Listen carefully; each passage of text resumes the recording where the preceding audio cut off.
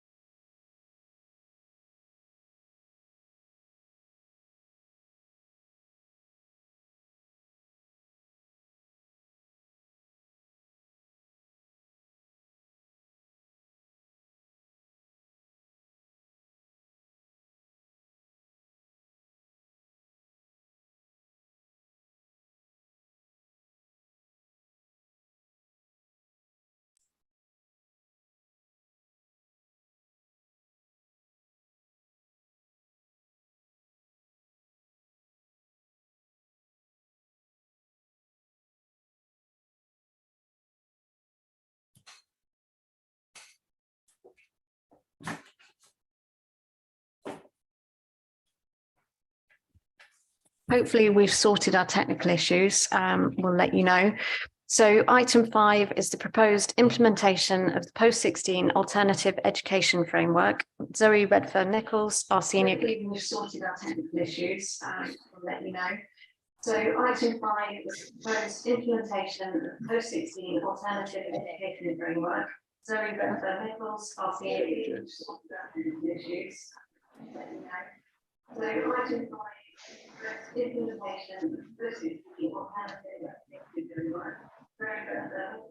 So we're going to adjourn for 5 minutes while we sort this out. Thank you.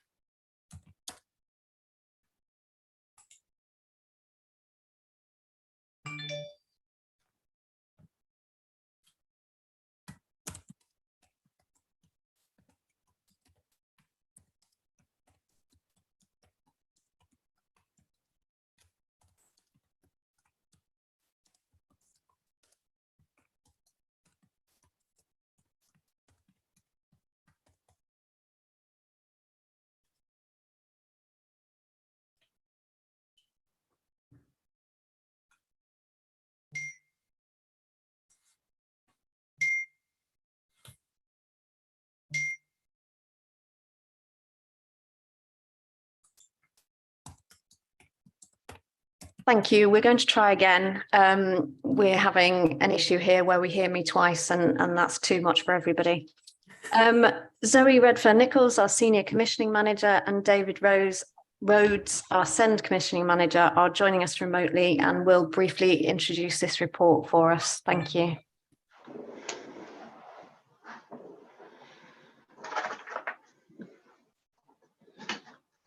There, just a technical issue of my own. Yes.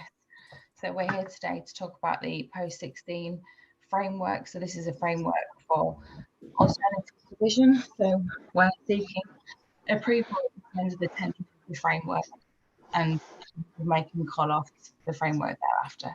But I'll hand over to David in terms of the detail. Okay. Thanks, Zoe. Yeah, good afternoon. Good afternoon, everybody.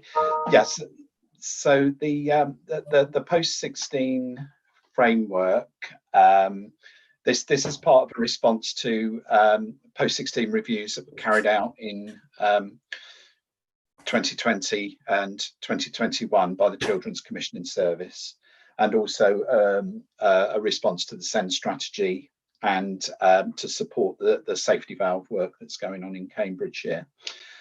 What we've had is we've got a significant number of young people who are post-16 who are not able to access general further education, apprenticeships, or higher education because of complex needs, which could be medical or increasingly very high anxiety needs. So a general FE college isn't appropriate for them. So what's happening at the moment is that the SEND service are going out to various providers to see if they can offer alternative provision for these particular young people. And we do have a number of providers that are offering good provision. But what we are doing, what's happening at the moment is these are being commissioned by the service almost on a case-by-case basis, mainly by the statutory assessment team, but also by colleagues from virtual school and from colleagues from social care as well. So what we're looking to do is to go out to these providers and other providers to bring them onto a framework where we have more control over the quality of the provision, which is patchy in this area, that we can have clear outcomes for the young people that are 16 to 25, and where the providers follow a clear process, because this has been one of the problems that we've got at the moment, where non-statutory providers, as in those that are not general FE college providers or schools as such, have not been, or in essence, have found following the statutory process around annual reviews, for example, quite difficult. So it's ensuring that they are able to follow that process, and importantly, to offer value for money. So referring to the paper that was written, there's a wide range of cost of this type of provision, ranging from very low to very high, based sometimes on the needs of the young people. But what we found is there is a bit of an inconsistency around that. So we want to see a clear pricing schedule. The other issue that we've got with the current situation is that firstly, the outcomes are perceived to be fairly low, and we don't have a clear idea of what those outcomes may be, because there's no real compulsion on the providers to collect destination statistics. So we've written the specification to come onto the framework with those particular issues that we've identified in mind. This has been fully co-produced with colleagues from Pinpoint and also from the Speak Out Council. So young people themselves have contributed to the specification we want providers to be able to work to come onto this. We've had particularly good feedback from Speak Out Council. An example of this is on our specification that the group specifically asked us, could we make sure that members of these alternative providers within their staff have at least one member of staff that's a mental health first aider or working towards that. We felt that this was something that we could, put into the specification and ask our providers to provide. We've also asked members of the Speak Out Council to come on to the moderation and evaluation process for providers to come onto the framework. So it's very much a framework that's co-produced with young people 16 to 25 and parent and carer groups as well.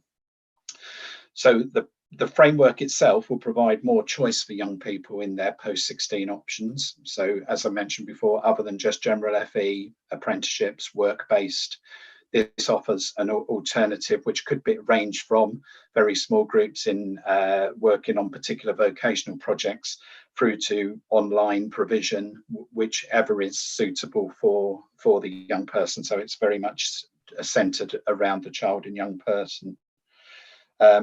The other advantage of having this framework is that we will also be able to link in with other frameworks, our colleagues from adult social care are also producing an adult social care day ops framework as well. So where we're looking at young people that are 16 to 25 that may only be able to, or may have just a 3-day offer from a college, or from one of these alternative providers, we can use the adult day ops framework as well to fulfill our obligations under 5-day offer for these young people. So really it's a way of bringing in something that's already in existence in a consistent framework with good benefits for the young people in terms of their outcomes and future entrance into education, employment and training, and also provides value for money for the local authority in that we will have a clear pricing schedule and also provide a clear, more streamlined service for the casework officers and the virtual school teachers and the social care colleagues to be able to call off of this framework going forward. Okay, happy to sort of take any questions. Thank you. Can I just ask you to clarify what you mean by a digital badge, please? So digital badging, and if Zoe and Helen want to come in with a further, because this wouldn't be my clear area of expertise. Digital badge, my understanding, is around accrediting lots of different aspects. So there could be you could be working on literacy in one area, some form of independent living in other areas. So it's a way of bringing together different qualifications under one roof to be able to provide further support for that young person to add to their portfolio going forward. It's effectively a sort of an electronic or software version of a badge to give an indication of a particular sort of accomplishment effectively. Yeah. Brilliant, thank you. Councillor Bradnam, please. Thank you, Chair.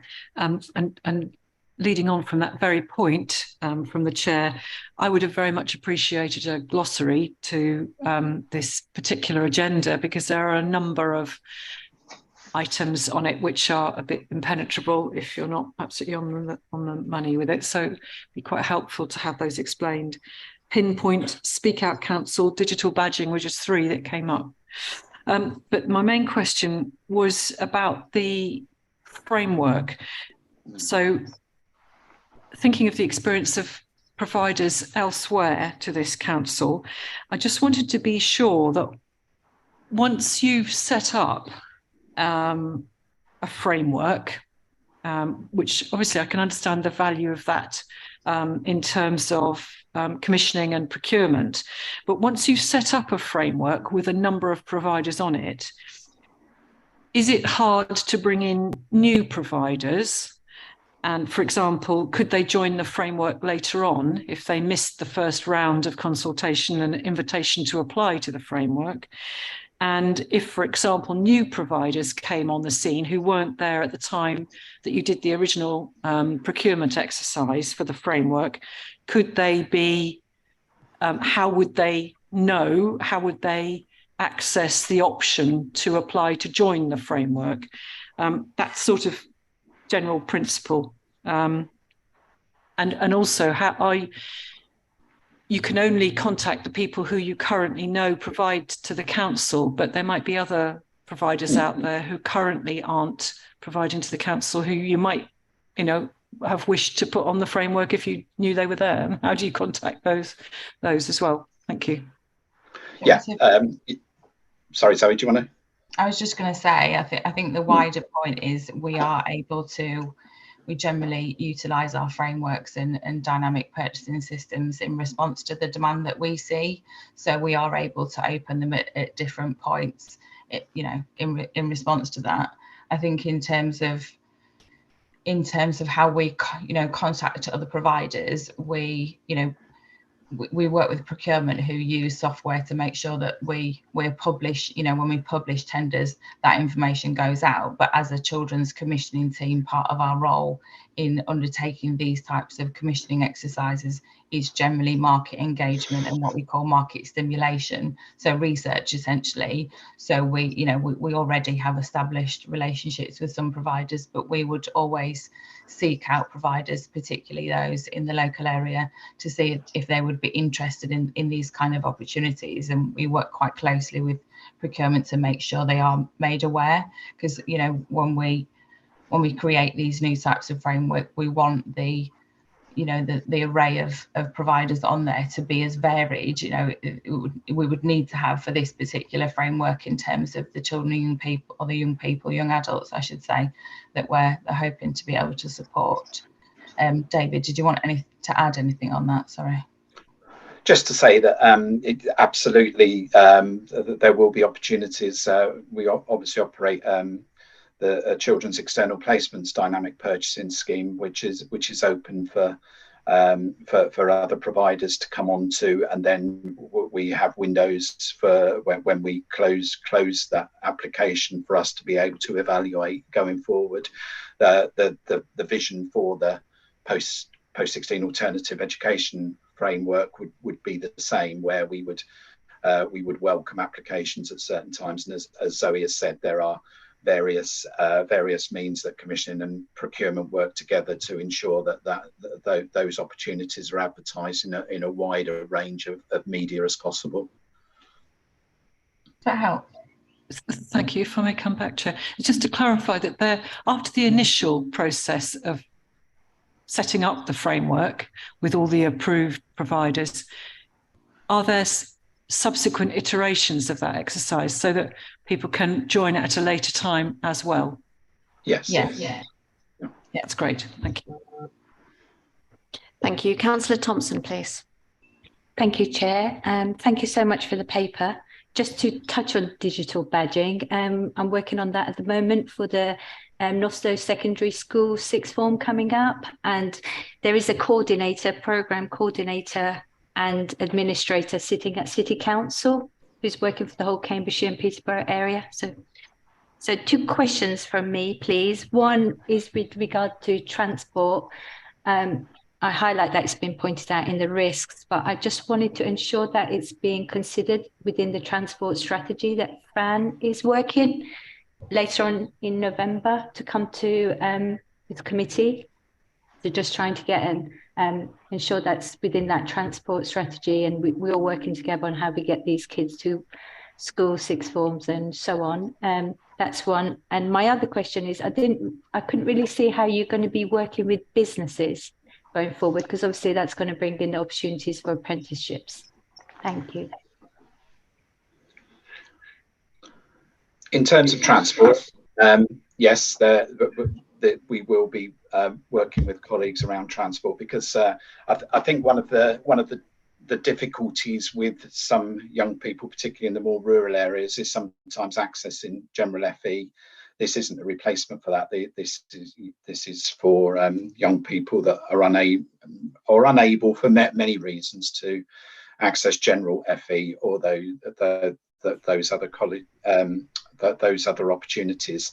So we will be working specifically, and I've actually been engaged in talks with our officers from the transport team around more innovative ways of using transport to work with particular providers that are interested in coming on this framework, because sometimes their start times are more linked in with young people's specific needs. So they might not be on the 9 o'clock bus, for example. It might be that we have to work more creatively with those. So we are actively having those conversations around how young people are going to get to and from these provisions with our colleagues in transport.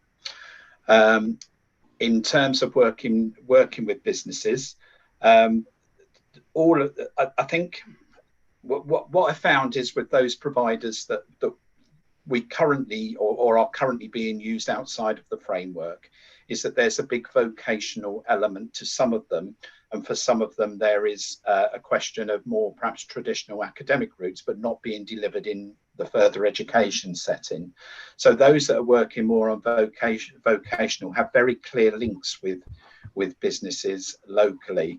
I suppose the next stage for this once we've got this framework up and running, is to see if any of our businesses want to become part of this framework, because if you look at the list of providers that I think I provided in the paper that we are currently using as an example, most of those are sort of third sector, voluntary sector organisations, but they in turn work very closely with businesses to offer the work experience part of what the alternative education programme may look like. So I think there will be opportunities as a result of this, because it goes right up 16 to 25, to start to involve businesses in this type of work.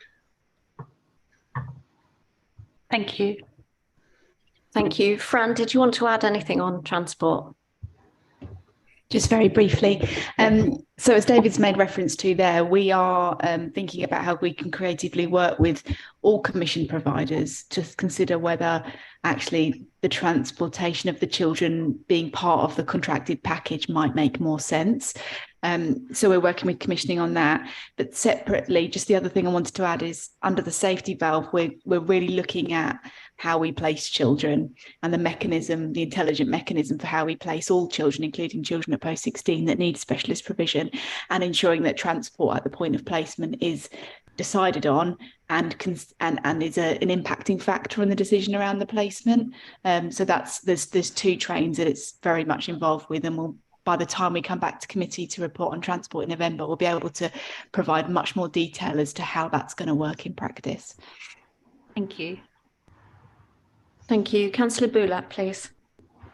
Thank you, Chair. I was also reflecting on some of the barriers to placements, in particular transport and language proficiency as well. So I think the transport question has been covered. It was mainly around exactly how do we integrate with wider strategies, and looking a bit beyond the placement time as well. If the young people find opportunities in the local area, how does it sit within our wider transport strategy for the county? But I will ask the question around language and the ESOL points. I think it's really encouraging to see more and more emphasis put into combining ESOL with vocational routes and this transition between ESOL and vocational routes as well.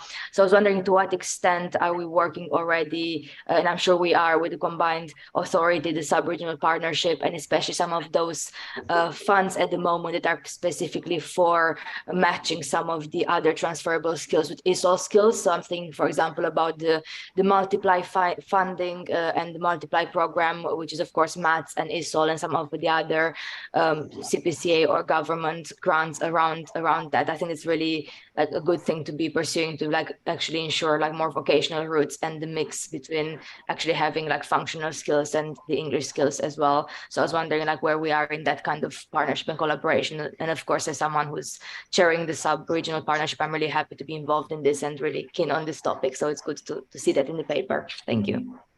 Okay. Thank you. Councillor Slatter next, please. Partly comment and to appreciate from the officers the really useful commissioning training we had. Those of us who were able to go to that, it helps to see the people involved, even though we know you are clearly in difficult situation in finding some of the providers. So probably Appendix 1 is of some surprise to some of us who've not been in the business to see the sort of things that can be offered. And if that, as you suggest, Zoe, is publicised in the trade and people hear about local opportunities for local children, this is clearly helpful from the point of view of transport and maybe a vocational development that will change the young lives. So thank you for this. It's not an easy job you're doing, but we certainly want to improve the lives of our young people. Thank you. Councillor Taylor, please. Thank you, Chair. I just need to understand a little bit more. So in 2.27, we've got outcomes to be achieved. And the last one on G is to reduce the numbers of young people 16 to 25 who are NEET. How would this framework achieve this as opposed to without the framework? You know, are we missing these children that are not in education and training and employment? You know, how would that framework achieve that better outcome for the needs? Okay, I think what it's providing is the choice for those that are currently NEET for a variety of reasons. Particularly, I mean, this clearly would be NEET with additional needs. So the framework is for those that with additional needs, and the additional needs could be very wide. So obviously, we have a duty to report on the 16 to 19 age group for NEET, but we also do collect statistics around the 19 to 25 group with additional needs that are NEET as well. So what this I would say with this framework, it's providing more choice. So if I can give you an example, if we've got a young person with significant mental health needs that have managed through their school career, through a supportive school, maybe some online provision, for them to be able to make the next step, it might be that they stay with their existing school, or it might be that they haven't met the academic rigor for them to enter that sixth form. So what this framework is providing more providers that can offer something alternative to what would be provided through those generic mainstream opportunities. So they could provide some remote learning, they could provide some online, they might be able to provide something where the young person doesn't have to enter a large building where there are difficulties with other people. So the idea of this is for that group that would possibly have been NEET because there just wasn't that provision in their existing placement or going on to general FE, this provides more choice for them, and choice that's allocated in a more quality assured way. And this, one of the tender documents that we propose to send out would be how they specifically will address the needs of these particular young people and what they could offer for them. So I think without it, I think it's reducing the choice. With it, the choice is there anyway, but it's probably not, it's not widely publicised. So I think with a framework, there's going to be more options for the people that are helping to place these young people. And obviously these providers will go on to our wider post-16 offer as well, which will appear on the Send Information Hub, the local offer as well. So there will be more opportunities for young people to be able to see this. Thank you. Councillor Daunton next, please. Thank you. Could you just point to the place in the paper where it discusses the quality assurance element of all this, the quality assurance of the people doing the provision that are listed here, and anyone who might join the framework? Okay. So in terms of I'm trying to find the section. You have to, if you just forgive me a sec. Shall I talk through sort of our quality assurance approaches more generally? Because this, as David said, this is, you know, some of this provision exists already. This is making sure that we have a framework around around the provision that, you know, around providers that are already working with this cohort of children and young people, and we're referring to quality assurance in terms of commissioning a framework that enables us to, reflect on like the outcomes in the specification with providers. It, reflects on the, outcomes set within EHCPs with providers, as we would do with all our commission provision, to understand the progress that individual, young people and young adults are making in this context.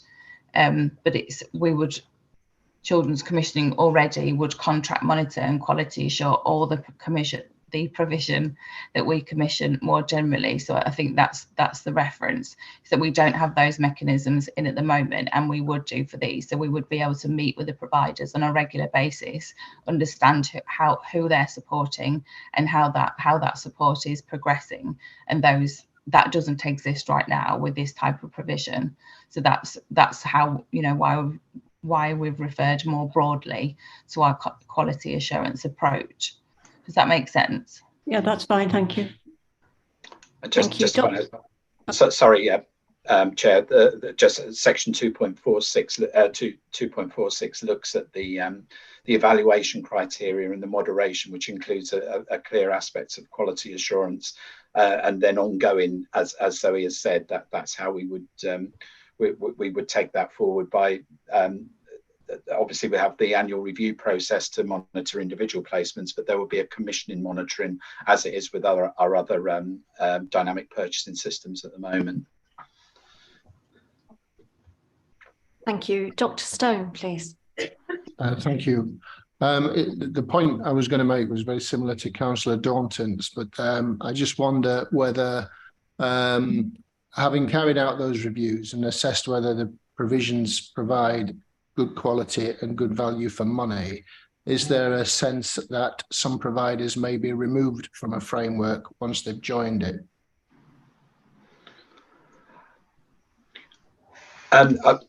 I would hope that the evaluation and the moderation process would enable that, because it will be quite a rigorous approach, as it is with our other frameworks, to join the DPS in terms of our out-of-school tuition and our independent specialist education providers. So there will be a very clear, rigorous evaluation moderation programme. And then, yes, clearly that will be reviewed periodically. Obviously, we have the annual review process as well that will happen for the young people with education, health and care plans that will inform us of any specific issues. We will be able to measure success more, which is what we're not able to do at the moment. We're not able to measure those outcomes of the young people entering alternative provision. This will give us a vehicle to be able to do that, which could highlight provider failure, but we have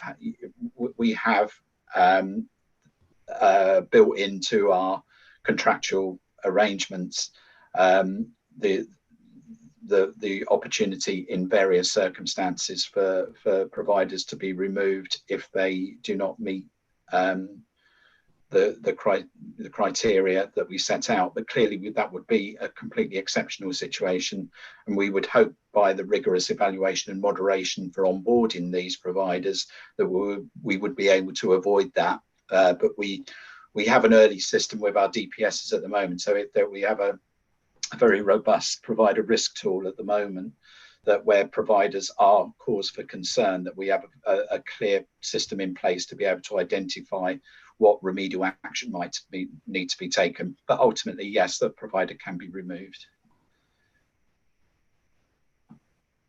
Thank you. Councillor Sharp, please. Thank you, Chair. I've got about 3 points, and one, the main one, I suppose, has been touched on by a number of people. Unless I'm missing the obvious, I mean, at the moment, if you go to 2.16, we've got the current, I'm presuming this is the current dynamic purchasing system we're using at the moment.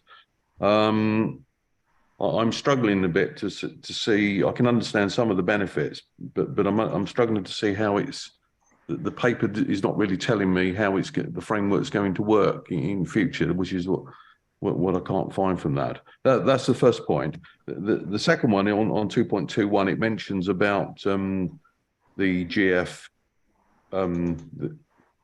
and the further education courses, and the 3 day are only running for 3 days, and the 5 day. Presumably that's an issue at the moment. So I just wonder how we are dealing with that under the current circumstances. And then third point, I might as well get them all out and then you can.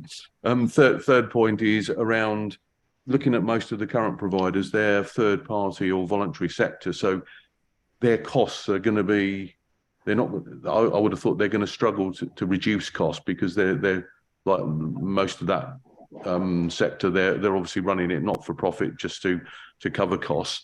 And then the fourth one, which was touched on earlier, is obviously welcome coming back about the transport, because I'm thinking about the rural, because unfortunately it's not an ideal world. The young adults, which we're dealing with, are not in the ideal location where these providers are. Unfortunately, we're a big rural county, so I've got concerns about, and then I know it's unavoidable, about young adults with learning difficulties, having long travel to where they're going to provide. But so I know it's not a simple answer to that, but those are the 4 points really that come out of the papers for me. Should I just pick up on the first point, and that might tie into the third as well, and hand over to you, David, in terms of the sort of 3-5 day offer. So this there isn't a framework or a dynamic purchasing system that exists for this support at the moment. We've as I say, the provision exists, but as we've said, it's odd, it's ad hoc, it's to do with an individual case, and we can see that as demand increases generally and as complexity increases, we have a need for a broader variety of provision, as David has said, and that this will afford us that. But primarily, I think the two things from our perspective, well, 2 or 3 things from our perspective, is that this will putting a framework around that provision helps us to, as we've said, quality assure it. Like David says, alongside the sort of normal annual review process, we have processes within Children's Commission to quality assure, provision and to ensure ourselves that what is being delivered is at the standard that we would expect, and supporting young people and young adults to work towards their outcomes. I suppose that the value for money bit, which kind of touches on the cost point as well, is at the moment, because it's ad hoc, there isn't a kind of a pricing schedule that we're working towards. We need to get to a place where there's a consistency in terms of forecasting. That purchasing as we are at the moment, where it's ad hoc, doesn't work for us, or doesn't work generally for us in terms of us being able to forecast and know what costs we're expecting as a local authority. What we would also do, because I know you've made reference to some of these being third sector or charitable organisations, within that process, we do work with providers to, make sure that their costings are right for them as well. Actually, when we have fee change processes, and part of that is to support providers to make sure that their own provision is sustainable, because we want to work with them, and that's part of our kind of quality assurance process as well. So yeah, that's the kind of difference it will make on many levels. And no, it's not replacing anything that we've got at the moment. It would be new in terms of the framework. But if I can come to David in terms of the 3-day offer, 5-day offer. Yeah, thanks, Zoe, and yeah, thank you for the question, because I think the 5-day offer is quite key. We have a duty as a local authority to offer 5 days. That doesn't have to be 5 days of education. That can be 3 days of education. It could be a day of work experience, a day of community involvement, a day of employment. But the offer needs to be there. I think what the framework is doing, it not only is this, could this be for young people that need the alternative provision all of the time, it offers the opportunity for maybe a young person does go off to a course at Cambridge Regional College, which might only be 2 or 3 days, but their needs are such that they do need those extra days to provide obviously support for them, but also provide support for their family. The framework then gives the opportunity for casework officers, virtual school leads, social workers to be able to call off of this framework to offer something. So they might be fine going off doing an IT course, that might be their thing, but they might struggle with their independent living. So one of these other providers can provide those gaps to support with those independent skills that are going to help them put that IT course into practice and lead them on to employment. So therefore there is more, this gives us more opportunity to fulfill the 5-day offer programme that Cambridgeshire will be working on, because we know that 5-day offer is something that the inspectors do look at very, very, very carefully, and clearly we want our young people to be accessing their academic needs post 16, but we also want them to be able to go on, get a job, live independently, and have great social life as well. So this does provide that opportunity to be able to do that. Just coming on to the transport point, again at the end, again agreed that in a country a county as wide as Cambridgeshire, very often, I think you're absolutely right. I think if a course for a youngster that's in Wisbech is only offered in Cambridge, then an FE course, then that does create transport problems. I think by providing these alternative provision programs that could also be looked at, this could actually be beneficial to the transport costs, because the providers that are listed in Appendix 1, and also the providers that, you know, other councillor colleagues that have mentioned that may want to come onto this programme, would also be able to respond to the local needs in their community as well. So there is an opportunity within this to be able to reduce transport costs, and also make transport more accessible and easier for young people to be able to access the type of provision they need in the rural locations. Thank you. I think that's everyone I had. Councillor Bradnam. And then Councillor Ambrose Smith, sorry. Thank you very much, Chair. Yes, I just wanted to understand, under 2.36, it looks at, you know, the recommendations to produce a post-16 framework, and it looks at the advantages and disadvantages. And under that, we've had some narrative about it before. It says some providers may feel constrained by a dynamic purchasing system, and elsewhere it looks at that as a risk. And under 2.47 in the summary, it says that such a system would ensure there's a clear, consistent pricing schedule that will help drive down some of the costs experienced by the service, which of course is important. But my worry, and indeed it picks up on the concern expressed by Councillor Sharp, I think, you know, many of these providers, I mean, looking at them, they are voluntary organisations who will be doing this at really low costs, I imagine, although it has to be said some of the costs are surprisingly high. And so I just wondered, is there a risk that part of the reason providers might not want to go onto the dynamic purchasing system is that because they feel that if we try to drive down their costs, they may not be able to do the service that we would like them to give?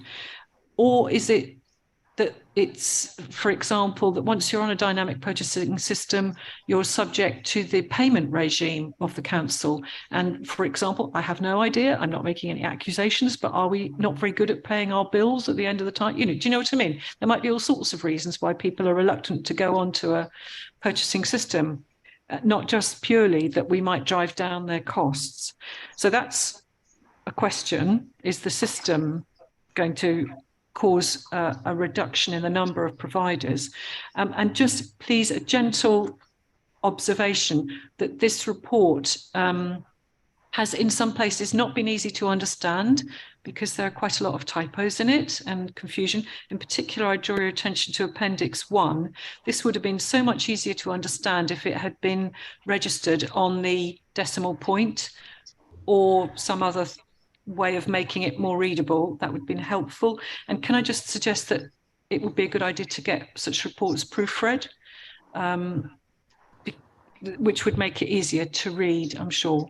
So just going back to the point about the providers not wanting to go into a DPS framework. Apologies. Okay. Sorry. Pick up on the I was just going to say about, and please add in, David, and apologies for any typos within the paper, and we will look to make sure that the information is really clear.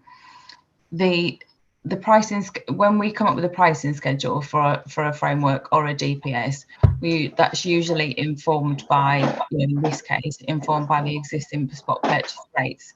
So we would be looking to invite providers to give a price that we know is sustainable for them, but gives us or helps to make sure that there's not the differentiation that you alluded to, in terms of we've got some providers where they're barely working at a rate that makes them sustainable, and some providers where they're clearly operating at a point where they're making a considerable amounts of profit.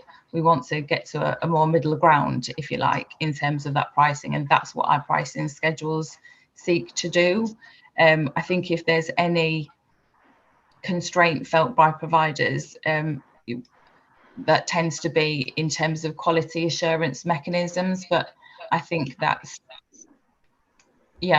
navigated in terms of the support that we give as part of our quality assurance as well, because as I've noted before, when we're looking at pricing, it's supporting providers to be sustainable and looking at ways that they can do that. So, you know, our generally speaking, our quality assurance approach isn't punitive, and providers wouldn't feel constrained within it. They would feel supported to deliver. But David, did you want to add anything? Just to say, and again, thank you for the comments, and yeah, we'll take the point on around the clarity of the paper. I think that there is no intention to reduce hourly rates for providers, but I think when we did the scoping work for this, and when we originally looked at what the issues were with alternative providers, what we were finding was that young people were, and I think you alluded to some of the providers that do have high costs. Some young people would be within that provider for more than 1 year, and there didn't seem to be the appetite to be able to move that young person onto something more suitable, possibly a general FE course or another provision. So I think what we found is that the cost, where costs have been high, is where some young people have been with a provider for some time when there could have been opportunities for them to move on to other provision. And I think by providing this in the original tender documents in the specification, that we want clear, one of the aspects will be to provide clear transition from that provider to what their aspiration might be, whether that be employment, training, general further education, or in some cases higher education. The broadness of the young people accessing post-16 alternative provision is huge. So I think by providing the transition, I don't think we're going to necessarily be affecting providers' bottom line. I think what we'll be providing will be the opportunity for other people to be able to take up that provision, and for the young person maybe to re-enter more of a mainstream provision at a sooner point and have better outcomes. So I think the idea is that it is a clearer, it is more consistent, and providing better outcomes for the young person as well. But you're right. I mean, some of the providers on that do operate at cost, provide excellent provision, and it certainly wouldn't be our intention to be driving those down. In fact, it would be our intention to be working with those and having those more expensive providers perhaps look at the necessity of a provision for the young person within that provider. Could that be met elsewhere? And I think the framework actually provides that opportunity for those officers looking to place complex young people. And could I, forgive me if I may, just very briefly, are those in Appendix 1, are those average cost per student? Over what period is that? Over what time frame? A year. Councillor Ambrose-Smith, please. Thank you, Chair. Zoe mentioned a number of times a normal annual review process. Does that mean that this committee will also be able to review the scheme and its viability annually?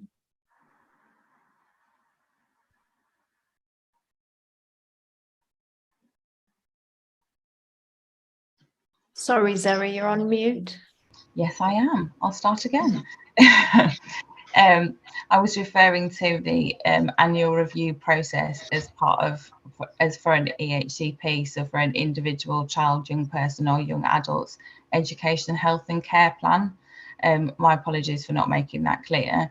In terms of reporting back to committee, absolutely happy to, you know, when this has been up and running for a year, to be able to feed back in terms of, you know, these are the outcomes that we were seeking to achieve and where are we with that. Absolutely happy to do that.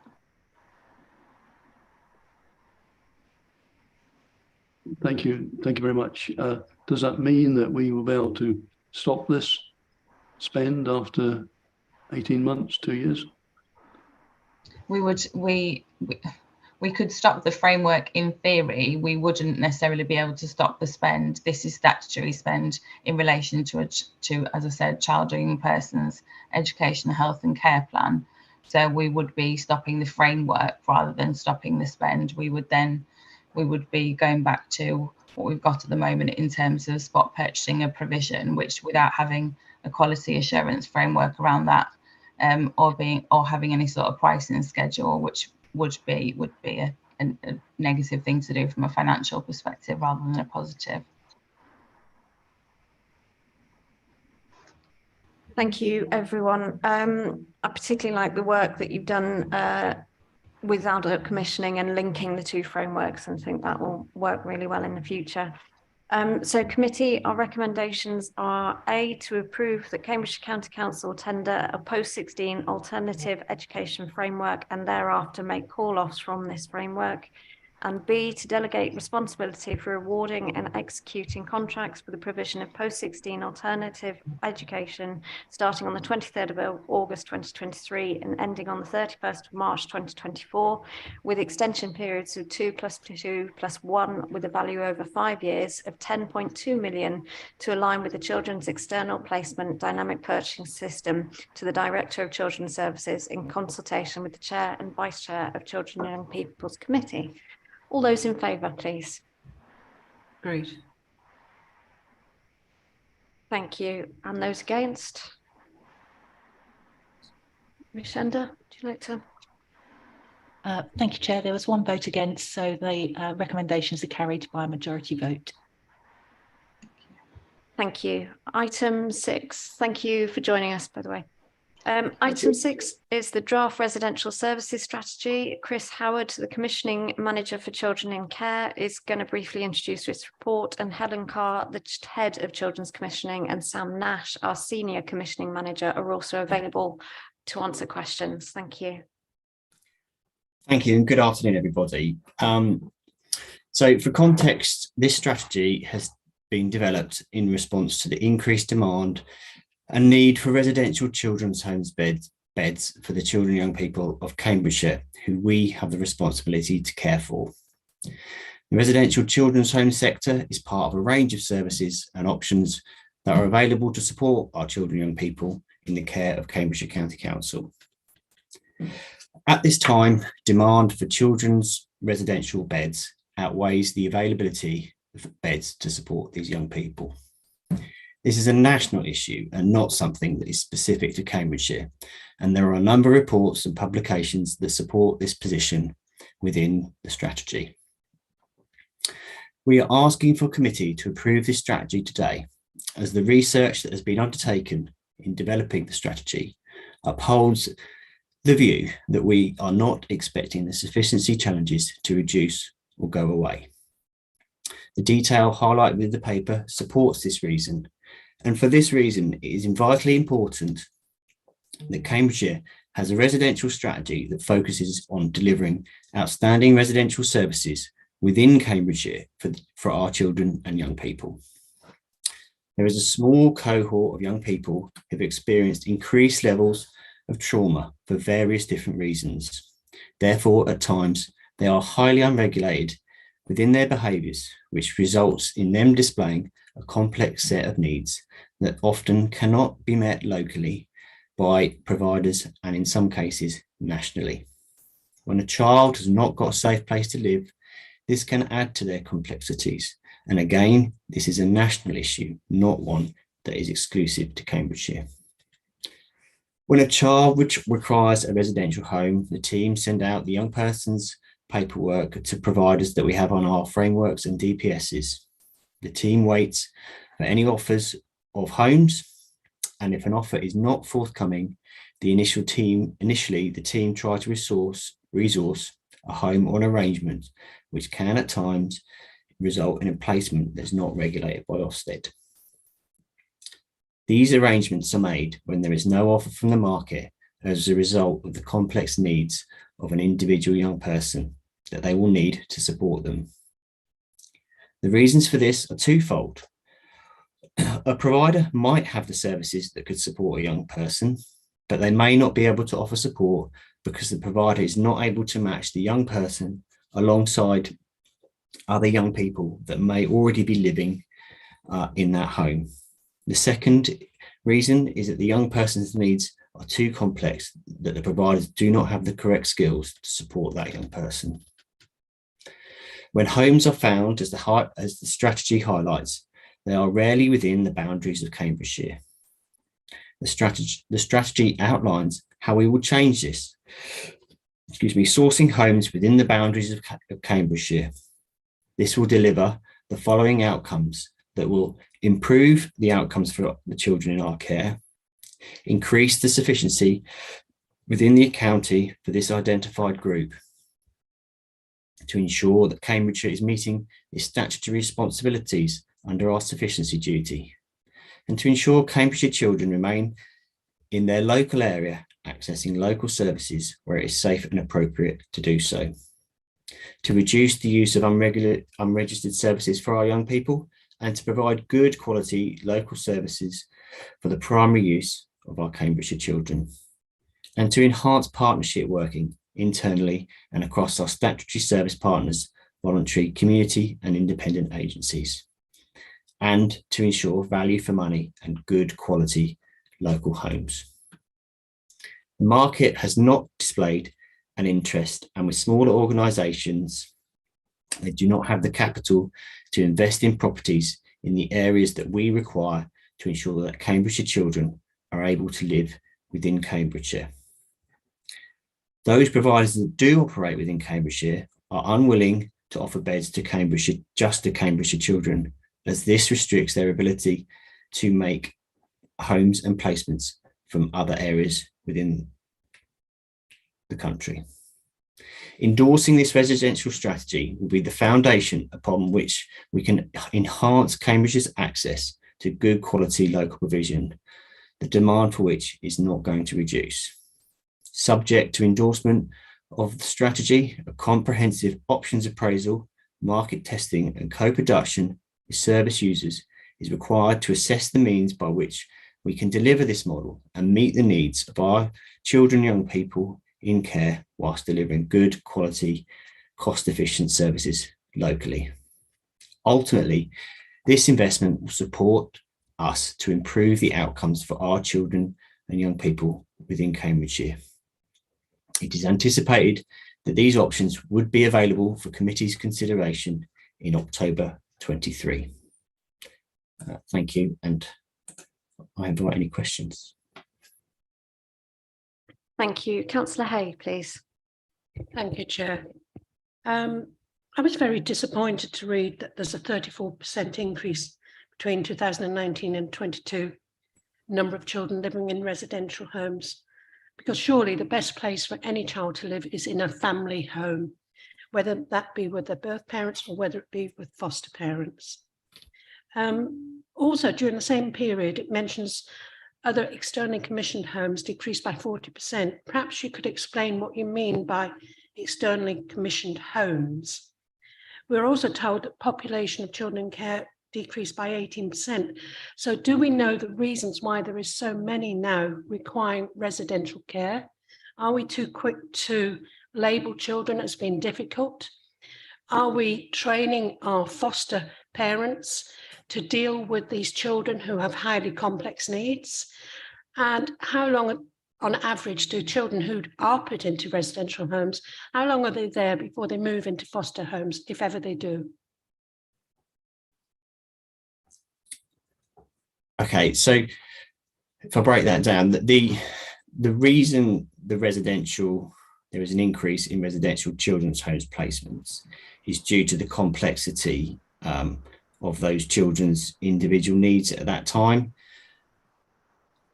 Often, as I alluded to, when a child is coming into care, and also it's important to note that children are coming into care later in terms of their age, so post 13 and older. So for one, if you're coming into care later as a young person and your needs are more complex and you are harder and your needs are more, you suffered more trauma, it's harder for us to find a foster care family to support that young person. I completely agree with you. It would be and is our aim for as many of our young people to live in foster care homes and families. But when you have a young person whose needs are and the behaviours they're displaying, sometimes it's not safe for them to live in that family environment. Therefore, that contributes to the increase in the percentage of young people living in residential homes. I don't know if you wanted to add anything, Sam. Yeah, and I think where we've given that sort of that juxtaposition between that reduction in the children in care population versus that increase that we've seen in the need for our residential children's homes placements, and even compared with the externally commissioned provisions. So by that we mean all homes that we source for our children and young people outside of those homes provided within Cambridgeshire.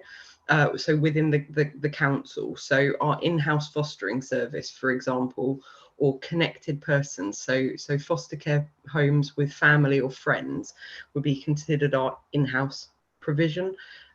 We have foster homes available with external, like private and voluntary community providers. So that juxtaposition is showing that we're seeing lots of reductions across our populations, but this need for our children and young people who do require residential children's homes, and to reiterate what Chris has said, we would absolutely agree that wherever it's safe and appropriate to do so,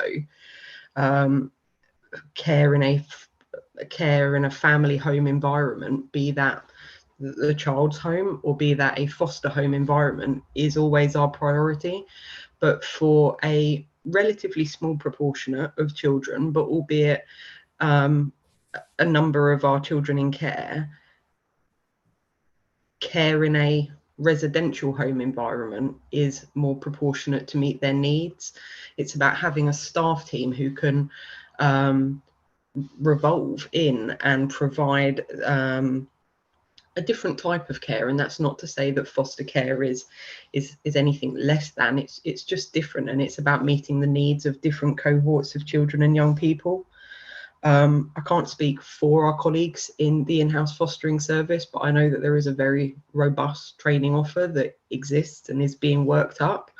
But as I say, I think that this is about how we can identify and respond to the needs of a different cohort of young people for whom this is the right placement at the right time.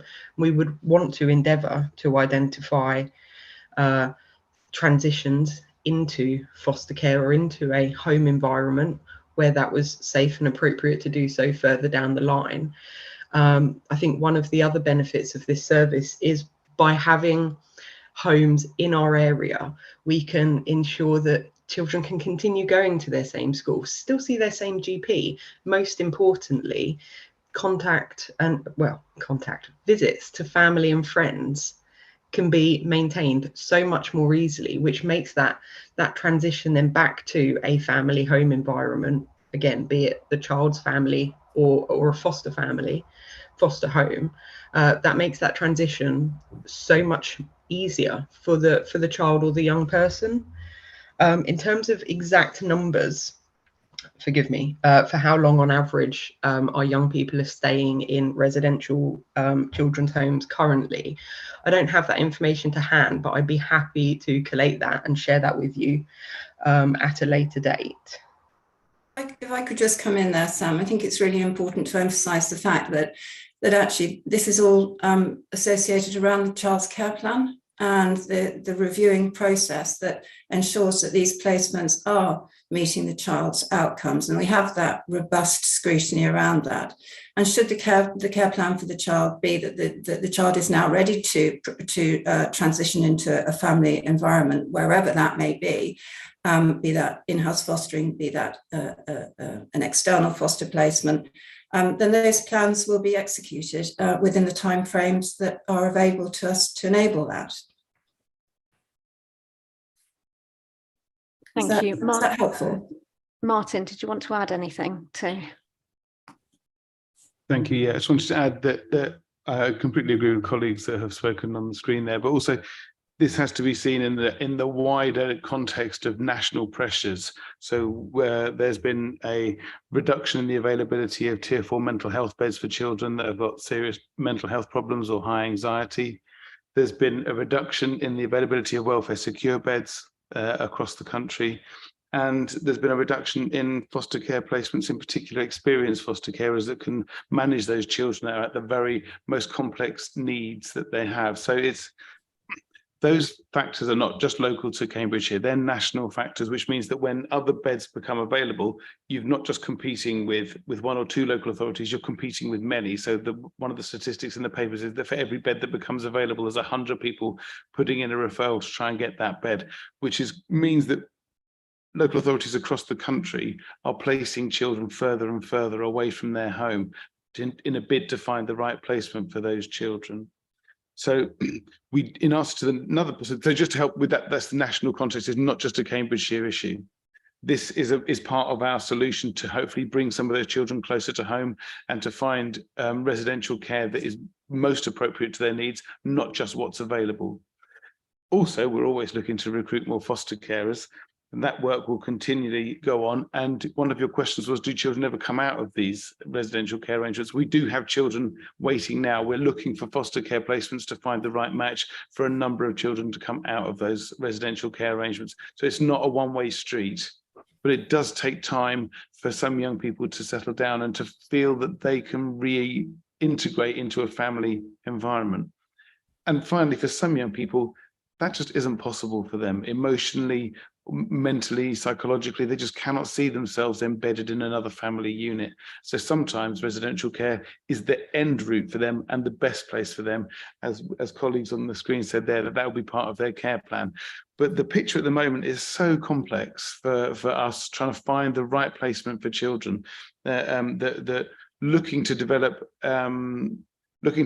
care within Cambridgeshire that can meet the more complex needs while we continue to try and recruit foster carers is really a wise move, I think. Can I just come back on that? I fully understand all that. And you said there's a shortage of foster carers, but we also know nationally there's a shortage of qualified people to work in children's homes. So I understand the need to provide our own children's homes. Apart from anything else, there will be a cost saving, I would imagine. How are we going to manage it if there's already a shortage of qualified people to man these homes?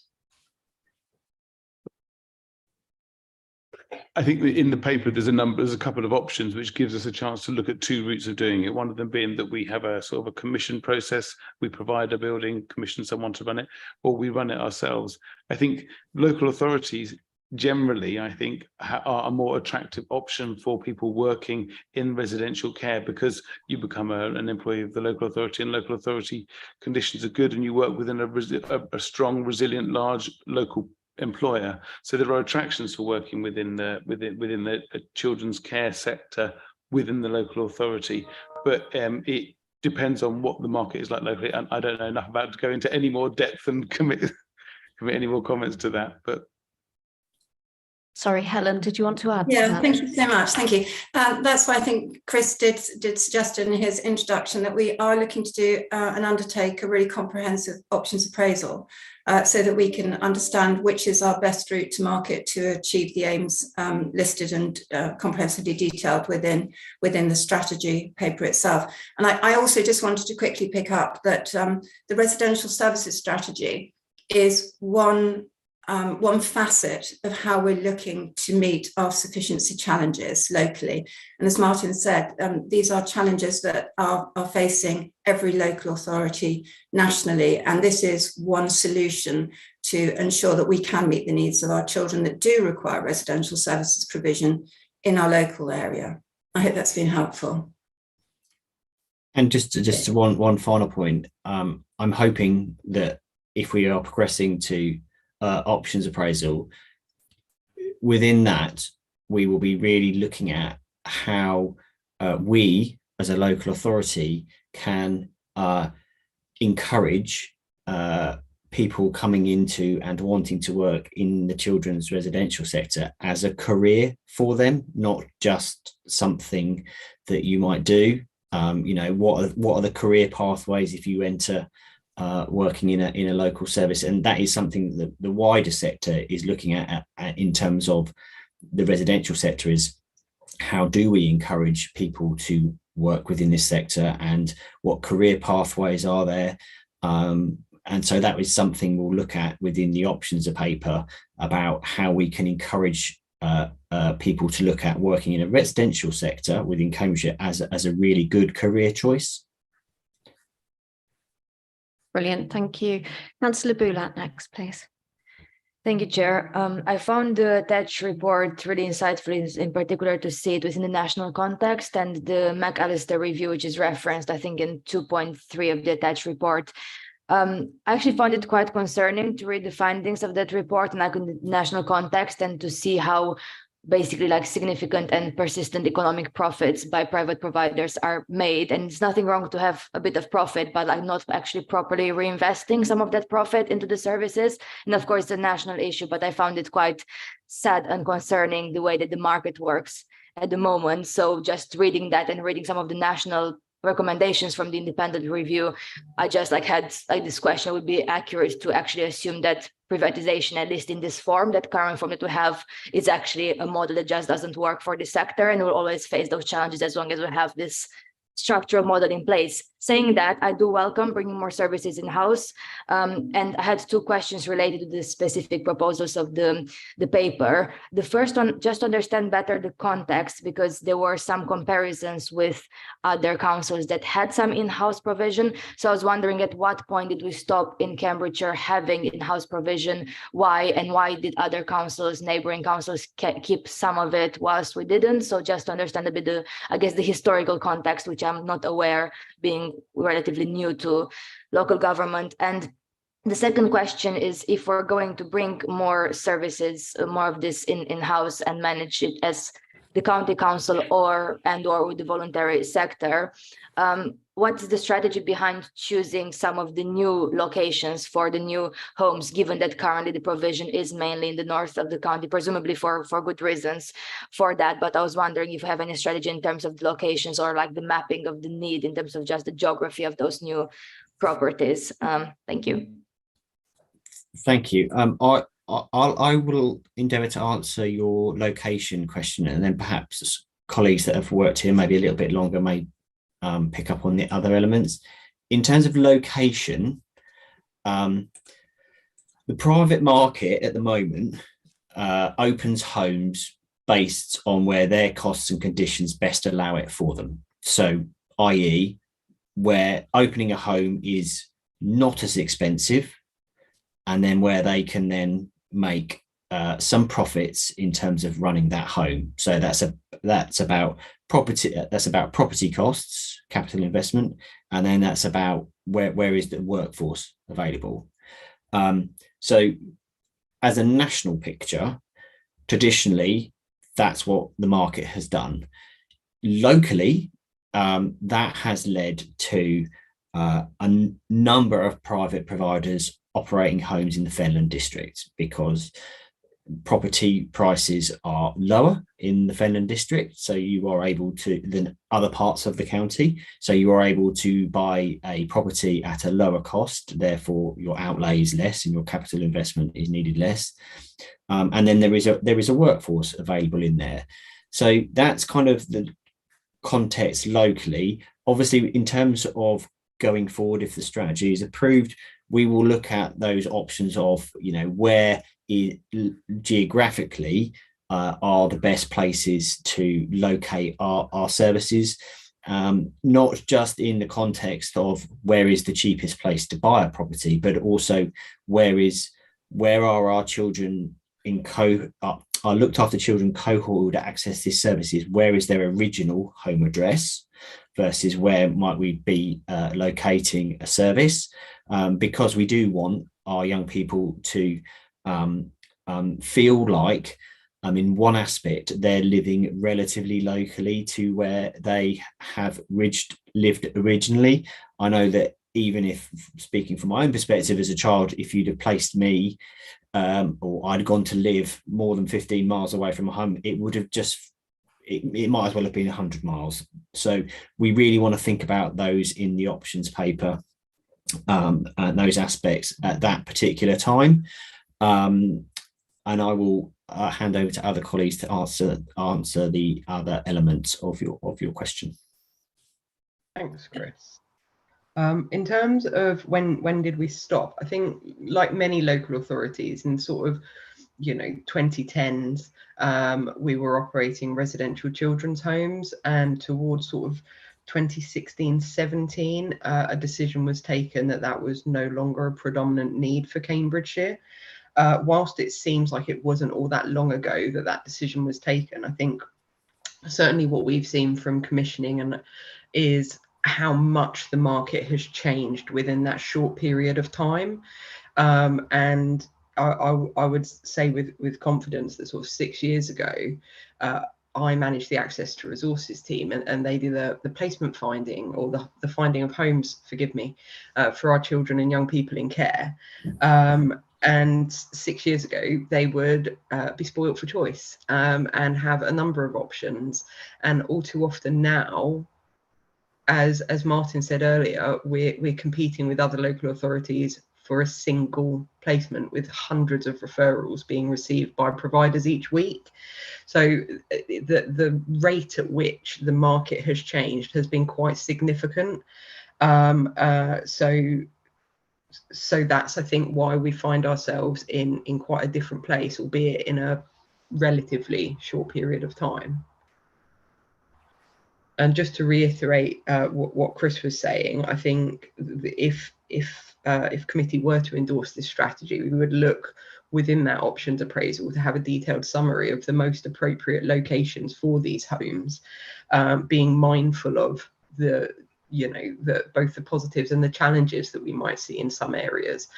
The oversubscription, one might say, of residential homes within the Fenland area is leading to that recruitment challenge that was discussed momentarily ago.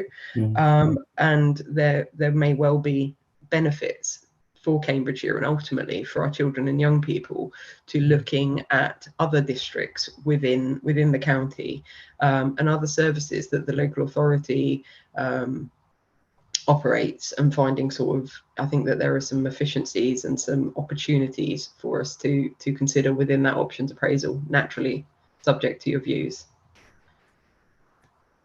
Thank you. Councillor Bradnam next, please. Thank you, Chair.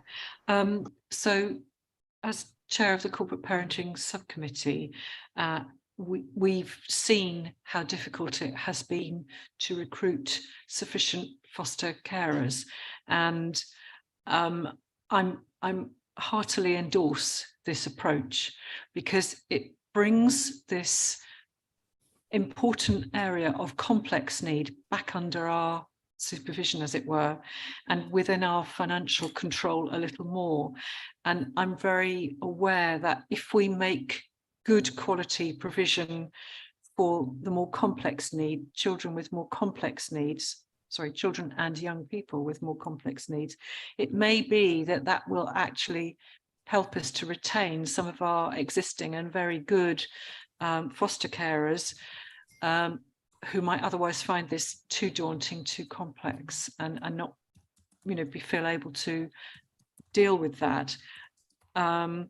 So I think this is an entirely good idea, and I'm very glad to see the units are small, 2-bedroom and 4-bedroom, and I think that's the explanation of how those might be used is very helpful.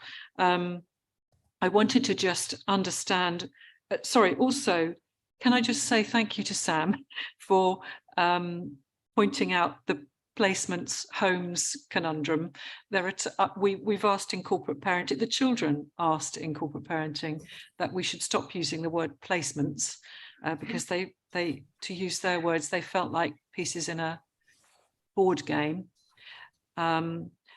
And so they said that they would like us to use the word homes, and I'm very glad that where possible we use the word homes, but I appreciate there are times when it's for understanding, it's helpful to use the word placement to distinguish it from a home of a different type. I also wanted to ask whether we need you need a steer on the options, you know, that are in this excellent report. Thank you very much for it. But there are options 5.1.2 and 5.1.4, and I don't know whether that is coming later under the options appraisal, and whether we as members at the CYP will have an opportunity to feed into that consideration. But basically, I just wanted to say I think it's a really good idea that we're looking at this. I welcome the report, and I look forward to the process of making steps in this direction as soon as possible. Thank you. Thank you. Councillor Daunton, please. Thank you. Well, first of all, I'd like to commend the person or people who put together the strategy beginning on page 47. Clear, informative, and exactly the kind of thing that we need to see in these meetings. So thank you for that. Like others, I'm very happy to see the direction of travel here, and also to have the report set in, to have the national context and made available in the report. I just make a small point. If we are going to go down the road of purchasing or managing properties, I think it's really important, given the children and young people, that we put sufficient money into the purchase of the properties, and we have sufficient funds available to maintain them properly. They should be as attractive as possible and maintained to a high standard as possible. I think that's really important. If we're going to provide homes, they have to be good homes. Thank you. Councillor Slatter, please. Thank you. Clearly, as Sam pointed out, things have changed rapidly. When I was city councillor for Trumpington, we had a county council home, and it was something that the county councillor and city councillors would work with together, because they were our residents who lived nearby, and one had more of a feeling that they belonged in a neighbourhood, and that was good. And we knew the schools they might go to. That I was quite surprised to find that that is no longer the case with us, and not only that, but anywhere in the county. But we are where we are. And what has occurred to me is that looking into possible ways of responding to it, this would seem to me something to consider through development. What used to be S106, I think is now called something else. But what the deals that one can do when development is being planned, especially large scale development, the county council puts in its bids for education, for roads, etc., etc. Surely this sort of provision for children, young people who will be part of our corporate responsibility should be one of the things that one gets written into it. Now, I know that will probably take years, but I think we should consider the possibility. There is also the possibility of charitable giving. Many of the homes that we inherited and maybe sold off too hastily were given when people reach the end of their lives, don't have any dependents, want to do something really good with their property. That is something that can be done with it. And how we manage that as a county would not be easy, obviously. And the third aspect of the same thing is that we would have more foster carers, I am sure, if they were able to accommodate them in their own homes. There are decreasing numbers of people, certainly in Cambridge, with spare bedrooms, because the new housing being built tends to be smaller. Maybe this is reflected in the mismatch between availability and demand as well. We know again that it's complicated to try and increase capacity, but on the other hand, that is another element that hasn't come into this report, but I'm sure officers are well aware of. I could name 2 people in Trumpington who would make very good foster parents, would consider it and have already said so, but their houses are too small. So, you know, this is just one of those practical things we need to sometimes look at, work out the box. Meanwhile, I endorse this, as other councillors have said, it is a good way forward. I'm sure there are other people like Greenwich who are they're doing the same thing, more we can learn from one another. We have a newcomer at top table, but I'm sure you all officers all talk amongst themselves with other local authorities. Thank you. Thank you. Councillor Taylor, please. Thank you, Chair. I again support the residential service strategy. Totally understand, we can avoid where possible of unregistered providers and keeping our children locally and within the community. I'm just going to touch a bit on history. Myself and some of our members here have been on this committee for coming up 8 years. And I know Councillor Hayes just touched on it's basically many years ago, and I know Sam's just touched on it. Our local homes were decommissioned, and that, as Councillor Hay had spoken about, is not having the sufficient skilled workers to man them. And I think that is my only worry. And I just wanted to highlight that. Absolutely support this, but it's getting the right balance of skilled people. It's a full circle. I've sat here, we've decommissioned, and now we're recommissioning. So I really need to understand that we don't want to be here again in the next few years and doing the same type of thing. But yes, support the strategy. Thank you. Councillor Sharp, please. Thank you, Chair. A number of points. I support the whole idea, because obviously the most important thing are the children. That's the most important thing. And I think if I look at, and I'm just going to it now, if I look at page 64, where we've got the map of where these children are located across the UK, basically, there's only 22.5% of them are within Cambridgeshire. 21 out of 93, if I'm reading that correctly, are sort of housed within.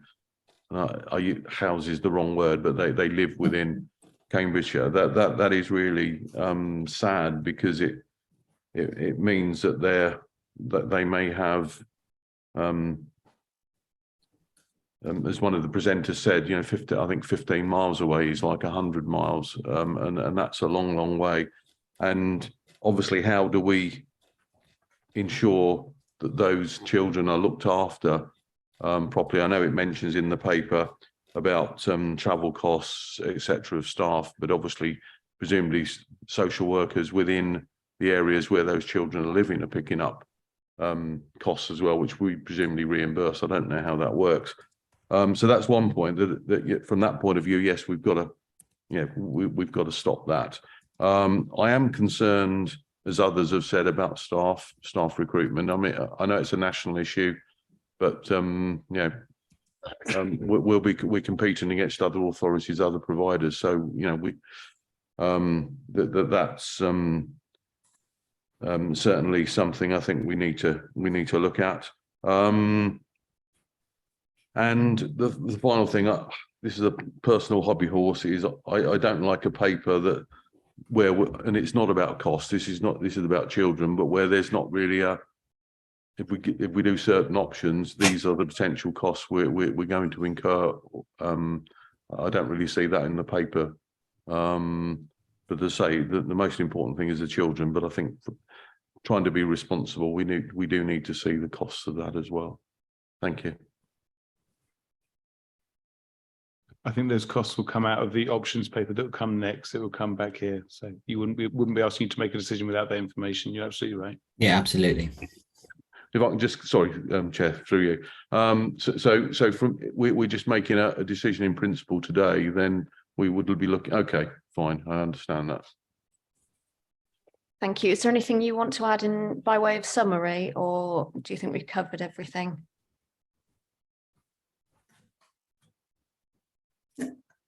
I think we've covered everything. This paper's here with the residential services strategy to get committee endorsement to the principle and the concept, and we'll work that up through the options appraisal, which will be a full 360 of all the elements that we should naturally be considering when commissioning services.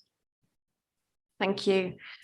So committee, the recommendation for this paper is to endorse the residential services strategy. Co-opted members of the committee are eligible to vote.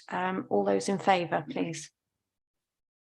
Thank you. I think that's unanimous. Thank you very much for joining us, and we look forward to that 360. Thank you very much. Item 7 is the Finance Monitoring Report for May 2023, and 2 additional documents were published for this item on the 21st of June, which are the executive summary of the outturn for 2022-23 and the 2022-23 close down report. We're joined for this item by Jonathan Lewis, Service Director for Education, and Martin Wade, our Strategic Business Partner. Are you happy to introduce this report, please, Martin? I will do, thank you. Okay, so as you said, there are 2 reports around the financial monitoring report, and I'll just briefly introduce the outturn for 22-23 first. This gives you the position to the end of the financial year 22-23, so up to the 31st of March this year. At the end of the financial year, the non-dedicated schools grant budget in the remit of this committee overspent by just over £4 million. That was actually a slight reduction from the previously forecast overspend, which was £4.6 million in the previous report. Also, the dedicated schools grant overspent by £11.9 million against the previous forecast of £11.8 million. So obviously only £100,000 difference, but given the pressures and the scale that you're aware of around the dedicated schools grant, we feel that's quite a positive outcome at the end of the last financial year. So I say really the outturn report is really for information for you to note. And then moving forward to the current financial year, which we've just started, so the report to the end of May. This is the first report in the new format. So now we've pulled out the children education and families area, so hopefully it'll be much easier for you to follow. No longer has the adults and public health information in there. We'll include any elements which feed into this committee, which are in the adults report in the covering report. Also, in terms of the May report, what we've also tried to do, following comments from members at previous meetings, is completely separate out the non-dedicated schools grant elements and the dedicated schools grant budgets, so that hopefully it will make it much more transparent and clear as to the position on the dedicated schools grant as we go through the year, in terms of the position in terms of that. Last thing, just want to draw attention to before taking questions and comment is around the capital.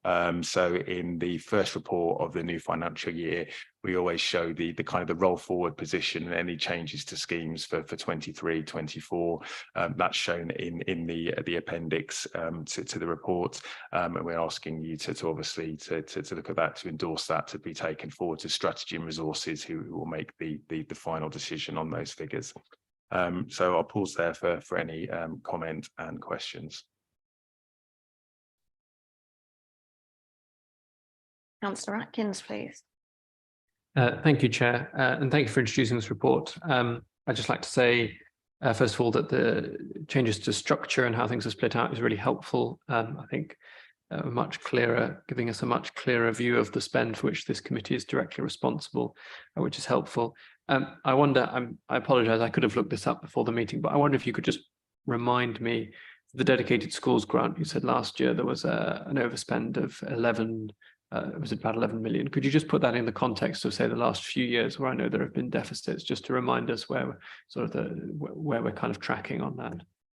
Yeah, of course. So yeah, so actually that's comparable with previous years in terms of the overall deficits. I think we've looked at it. We think there's probably is a kind of an underlying overspend pressure within DSG of around a 10 to 11 million pounds year on year in terms of the demand. So in terms of the dedicated schools grant itself, obviously, as I say, we overspent by 11.9 million. That resulted in a kind of an overall net pressure, if you like, of just over 50 million in terms of dedicated schools grant.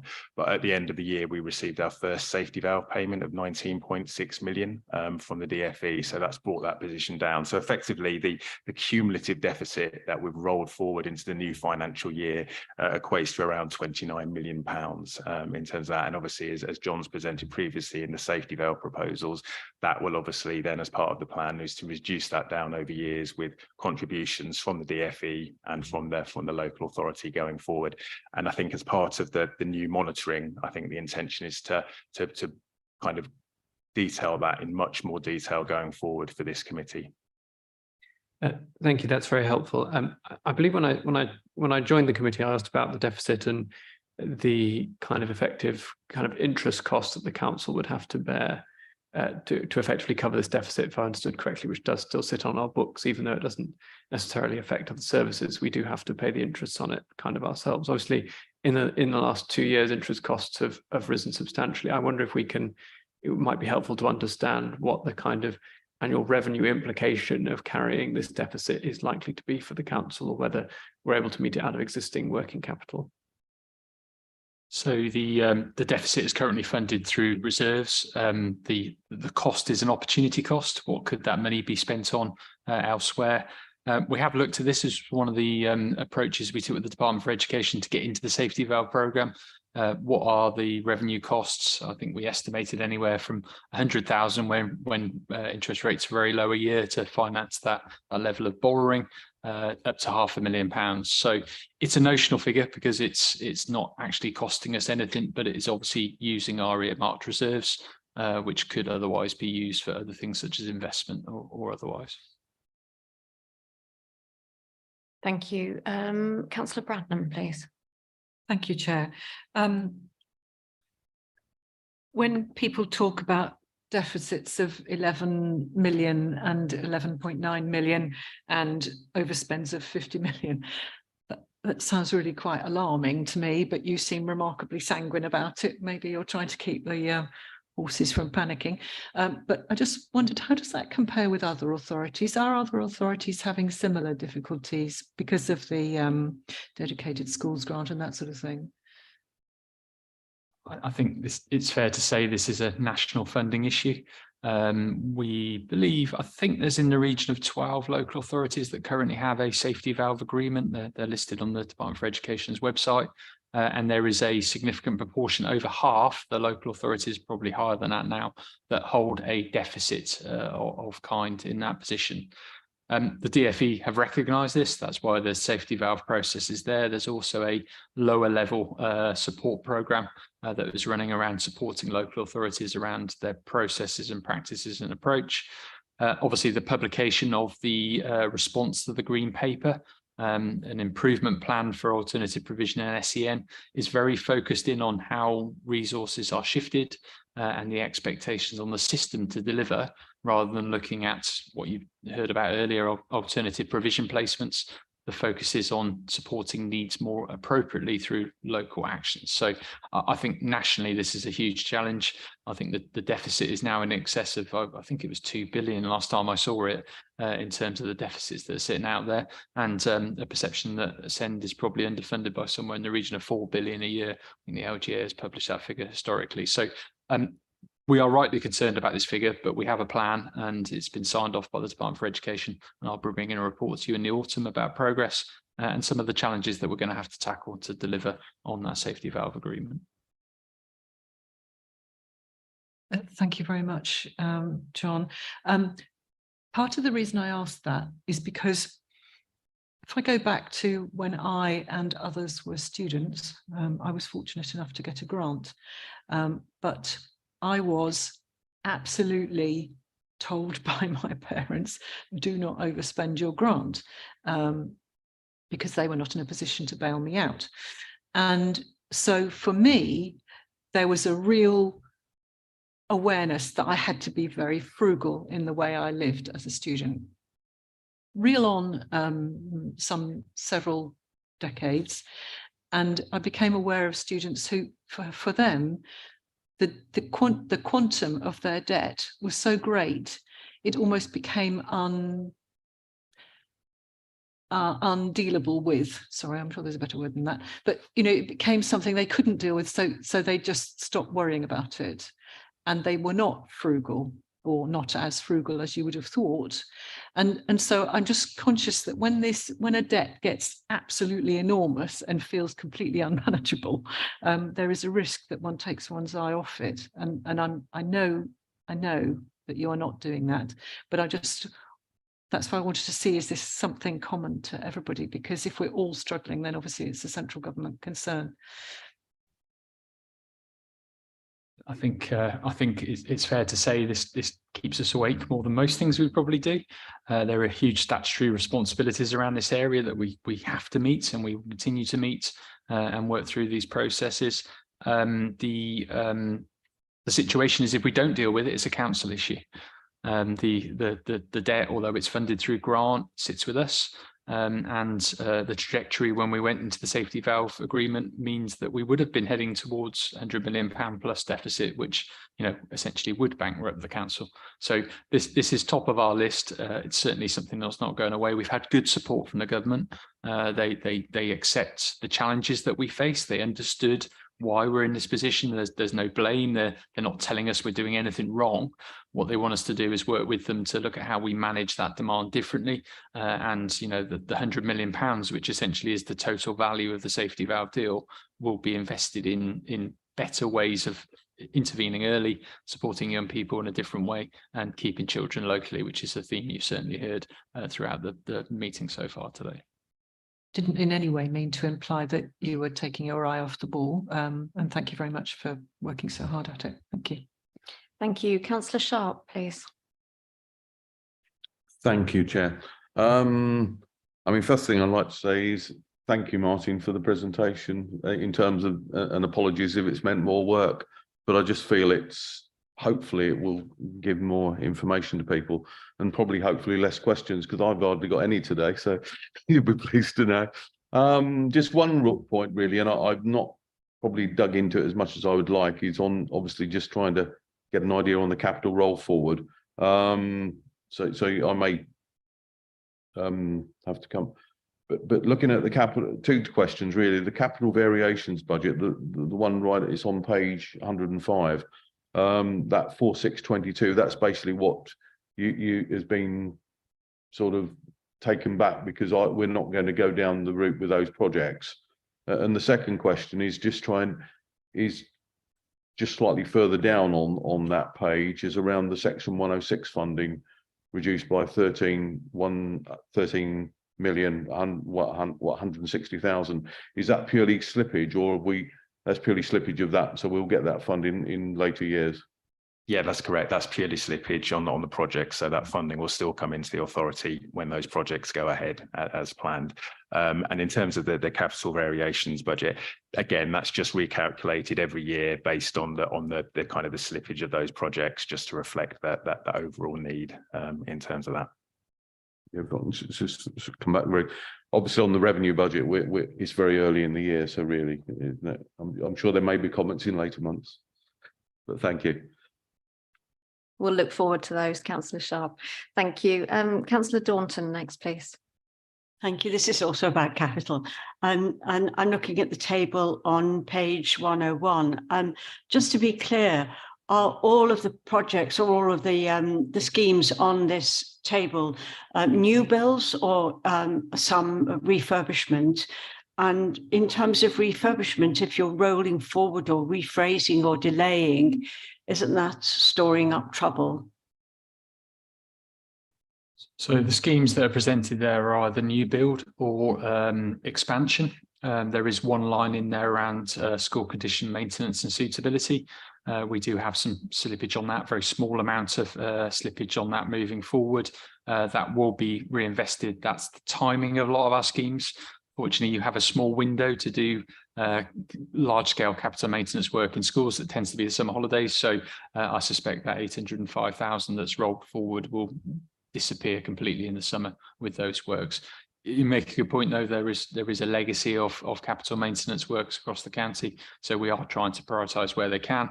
Obviously, one of the challenges we have at the moment is the cost of projects is huge, and we've had to review, rebase, retender some of the works that sit within those areas to make them financially appropriate. I'm not saying they're cheaper, but we have had to work very hard to manage that. But on the whole, what you've got there is builds and extensions. Thank you. Anyone else? In which case, can I just ask about the deficit in terms of schools and individual deficits? Are we worried about their deficit position going forward, particularly with things like unfunded pay rises and that kind of thing in the future? So we're currently collating all that data and information. Schools obviously do work on a financial year, but their budget setting is slightly different to the councils. They do it slightly later. The overall level of balances in schools for maintained schools has reduced. So about £2 million less. So it's around £13 million carry forward. So there are pressures there. Schools have submitted their budgets. We will be setting up some licence deficit budgets for schools where there are deficits. On the whole, they're manageable. So schools are planning for growth. We have this perpetual issue where we never know beyond 1 year how much funding we're going to be receiving. As it stands right now, we don't know what the pay award is going to be for our local government employed staff. And we don't know technically yet what the teaching staff increase will be from September. We will know in the coming weeks in July what the funding prospects look like for the next financial year, and we will bring to you in the autumn a paper that will capture that and will cover the financial health position. I have to say it's tight. We are seeing schools making real choices now between what they can deliver and what they can't. We're seeing schools that are having to have split year groups, and we are seeing more creative solutions around delivering curriculum in a different way. So I think it's tough. We're very hopeful coming out of high inflation, which is the challenge at the moment. We will see more positive financial settlements, but at the current time, we're working really closely with our schools to make sure they're managing their finances effectively.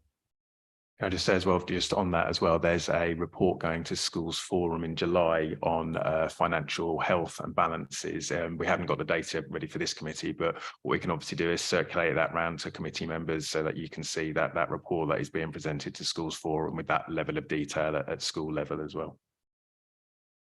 That would be great. Thank you, Martin. Thank you, John.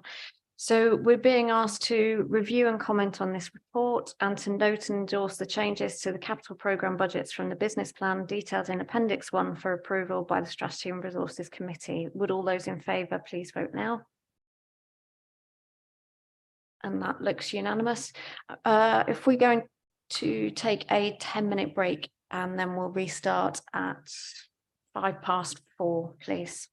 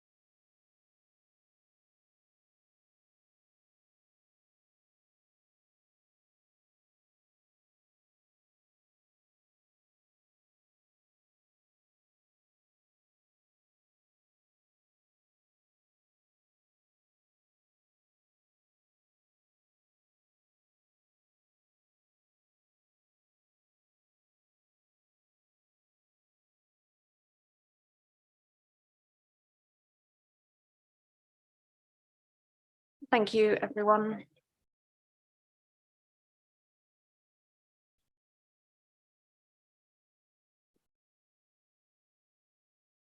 Thank you, everybody. Thank you, everybody. Yeah, that's it. So item 8 is the performance report. Martin Perbrick, our Executive Director for Children, Education and Families, and Jonathan Lewis, Director of Education, are going to lead on this item, please. So I think, Chair, the way we normally deal with this is that the information is submitted. You went to a workshop, agreed the performance indicators. Happy to answer any questions on the paper as it's been submitted. Comments or questions, please. Councillor Bradnam. Chair, right, so there are a number of items where the risk report puts us into red or amber.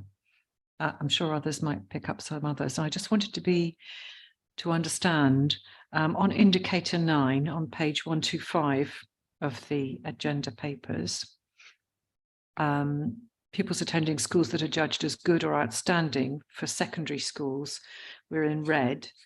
And I just wanted to check how, and indeed for primary schools on the previous chart, we're in amber. And I just wanted to understand if there's anything we can do about that. Thank you.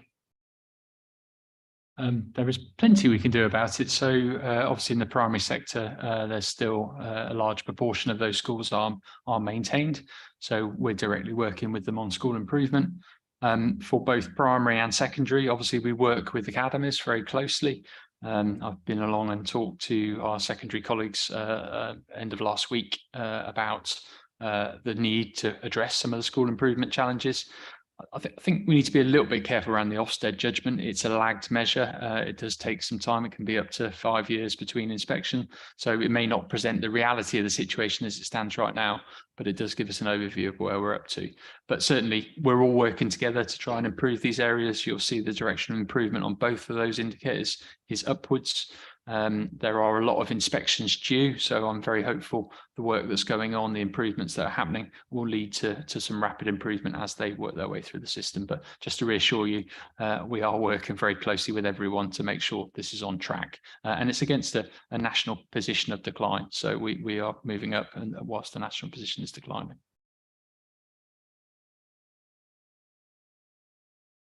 Thank you. Can I come back on one more? There are others that I'll leave for other people, but the other one was the proportion of children subject to a child protection plan for the second or subsequent time. That's indicator 117 on page 129. And I just wanted to, obviously, when you look at the graph of this, it obviously goes up and down every year, but I just wondered whether this business of it being for the second or subsequent time is an indicator of, or not really an indicator, but if it's an insight into what's happening in the county or what's happening with staff, you know, our officers, are they able to monitor these children and intervene before they go into a child protection plan for another time, or is it that we haven't got places to put them in, so they end up going back into crisis again? I just wanted to understand that. I'm not quite sure who to direct it to. I think the difficulty with this measure is that it could be over a very long period of time. So there could be many changes. We could have an intervention in a family's life which was really successful. They were no longer needing to be subject to a child protection plan. Then sometime later, something else changes in their life, which triggers another incident, which means that they can no longer cope without the support of a child protection plan. And the time between those incidents could be quite some difference. There could be significant family changes, a new partner, a bereavement, loss of work. Any of those things could trigger something which creates difficulties for a family to cope with. It's not the proportion of child protection plans for Cambridgeshire is still good when you consider it in a national context. And so for a proportion of those to be repeat plans is unsurprising, and probably for a higher proportion to be repeat plans is not insignificant, but nothing to be concerned about when you consider how many variables there can be in complex lives. In the context of what we're living through at the moment, with huge cost of living crisis coming out of post-COVID period, I think that it's unsurprising that children are more likely to be subject to a child protection plan for a second or subsequent time. And we know what we're seeing is children with more complex needs coming into our services in need of an assessment because of the environmental factors that people are facing at the moment. But I think that explains that. I don't think it's anything to be hugely concerned about. Obviously, none of us want to have any of our children subject to child protection plans. But if the partnership is identifying the right children and we can get the right support to them at the right time, then that's probably the most important thing. Thank you. Councillor Hay, please. Thank you, Chair. Councillor Bradnam preempted me with one of the questions I had, but I do have two more. On page 133, Key Stage 2, reading, writing and maths, it's got RAG rating suspended. I wanted to understand why it's been suspended. And also on page 135, the current year is percentage of persistence absence 21.2 compared to 10.6 previous year, and a target of 8.5. Do we know the underlying reasons behind this? Thank you. In relation to the Key Stage 2 results, they were suspended because there has been no national publicised data for the last 3 years during COVID. This year's set of Key Stage 2 data will be the first that go into the public domain. So it's hard to have a RAG rating when we've got local data, but there's no national position for it. So you'll see a much more updated position, and you can see, the information there it lags behind a whole year. In terms of persistent absence, this has been in the news quite a lot recently around the challenges coming out of COVID. Our target was set historically, and we've had that trajectory in line with that. We have seen significant increases in persistent absence. I've been sharing with members on my update emails some of the challenges in that group. And I think the national average for persistent absence is actually higher now than 22.5. So we are tracking that very closely. Cambridgeshire remains below the national position with persistent absence. It's driven mainly, we believe, through anxiety, mental health challenges, and a higher rate of respiratory illness than we've experienced previously. So a reminder that persistent absence is more than 10% of children in absence. What's the proportion of children with more than 10% absence? It doesn't take very much when actually the underlying absence rate is only around 93%. So there's only 3% buffer before you become persistent absence, and where illness or those other challenges there, that is significant. We are working really hard to address this through our attendance procedures. We recently had a DfE review of our attendance processes, and we were commented as one of the best that the DfE have met so far with the work we do with parents, our approach and process with issues such as fines, but working with our schools to try and find solutions to young people. The challenges of other things such as waiting lists are there, but we're trying to find ways to work with families to support that. So you picked a really key indicator, and it's one that's really top of our list, and we continue to really look at this data and try and understand the trends that are coming through. But it's a national issue rather than directly local, although there is a local consequence. Thank you. Anyone else? I'm not seeing any hands or shouting, in which case we've been asked to note and comment on this performance report, which we've done, and take the action as necessary. Thank you. Item 9. So item 9 is the risk register for Children, Education and Families Directorate. Denise Revens, the Directorate's Governance Manager, is here to introduce this. Thank you, Dee. Thank you. This is the annual report for the CYP committee. Since the last CYP committee, when we presented this, we have taken on board some of your comments, one of which is to change the format for how we present this so it's easier for you to read, but also look at the direction of travel for each of the risks. We have removed all the COVID risks because I know previously that was a comment that we needed to sort of look at. We do follow the CCC procedures for our risk. We make sure that anything that scores above 16 or over is RAG rated red. This is our tolerance level currently. If it is RAG rated red, we do go to our corporate leadership team to discuss, and then we also do put in some additional actions and mitigating controls also. We currently have 7 red risks and remaining amber risks. Thank you. Councillor Bradnam, please. Thank you very much, Chair. And thank you. I think I was quite alarmed to see 11 aspects of risk in red and amber.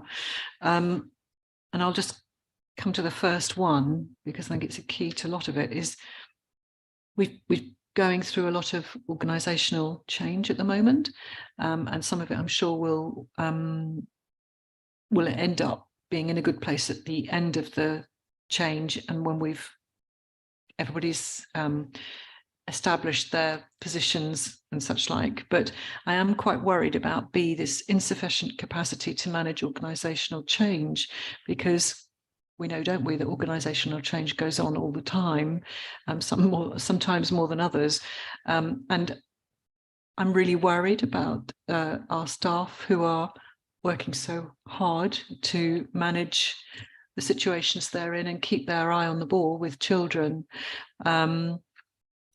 And also, it's in there that I'm not quite sure if the triggers are ones that we identify as being in existence, or things that we note that would be a problem if we hit them. So, for example, aging workforce and succession planning.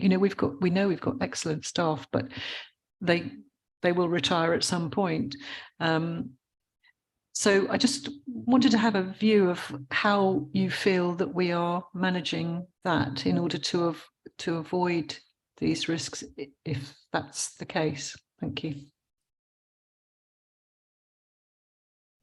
So I think this risk stems from the changes that have been happening for the decoupling work that we've been doing with Peterborough and Cambridgeshire.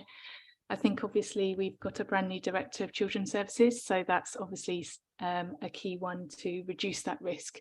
And it is worth noting that this risk report was written just before Martin arrived, so we would hope that we would see that risk reduce in due course. But that was the main reason, I think, that we've seen these changes occur over a short period of time, that we would see this when we review it next month, that this would be quite different. But this is a moment in time and a snapshot of the risks as we currently see it. I wondered whether Martin Balfe might want to say something. Thank you. Yeah, I mean, obviously, I'm going to be reviewing these risks as I look at the services. Now I'm here into my 3rd week, and we've got a lot of these risks are related to workforce capacity and the stability of our workforce.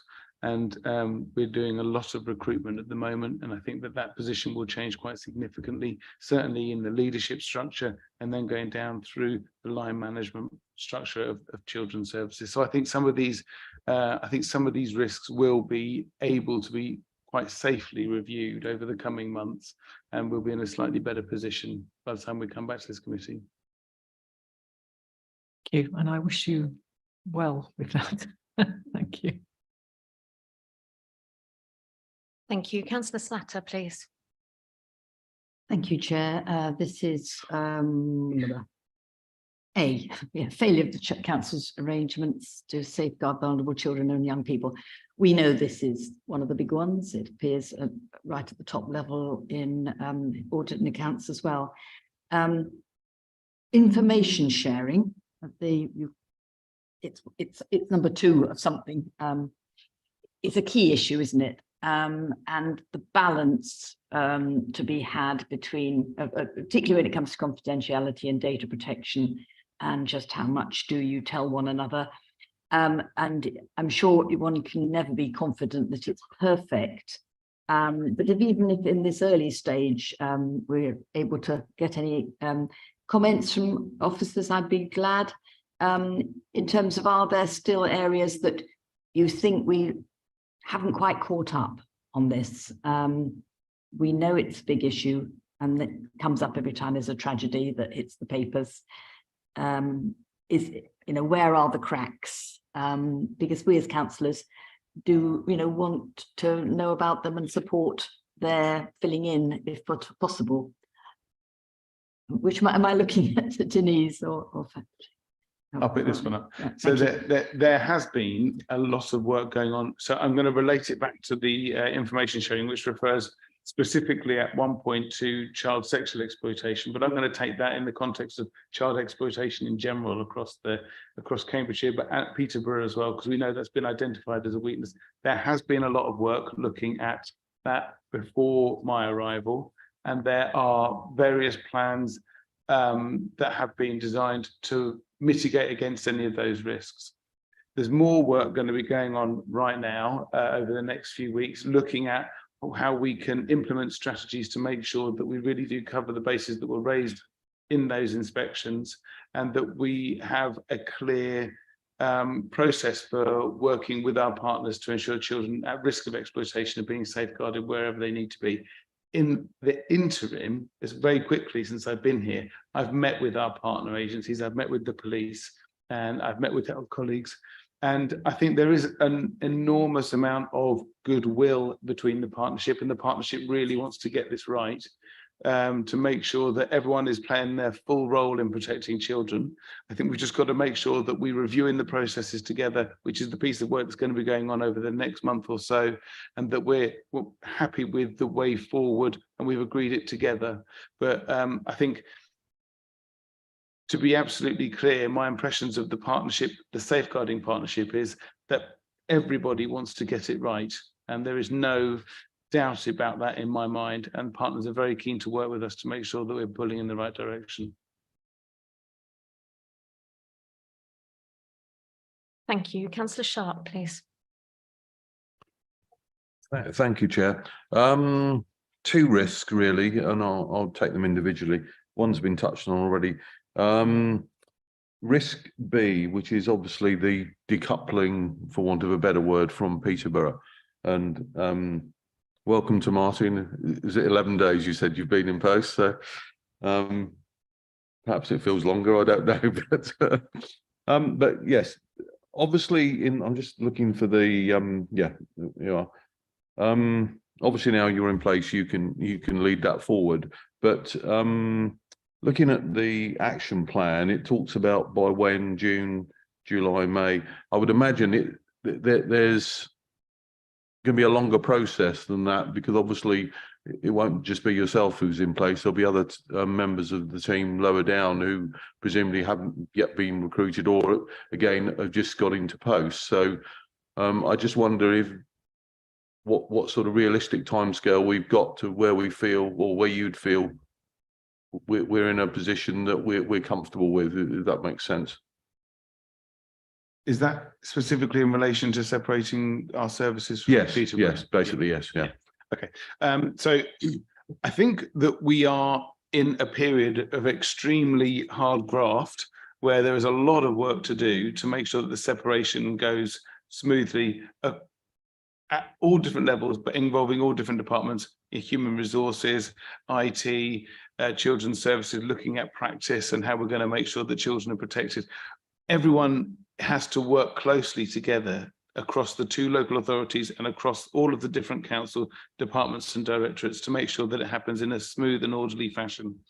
And there are many meetings going on at the moment to make sure that happens, and both chief executives are working extremely hard and supporting officers to make sure that those plans are progressing in a smooth way. So whilst it's extremely difficult and creating a lot of work, I think the fact that both councils identified it as an essential need, I think it's going pretty well. It is very, very busy. So the recruitment of permanent leadership roles, such as the service directors, would be great. It would be really helpful, because as we know that having interim people in those positions, whilst they're hugely experienced and knowledgeable, the council generally will feel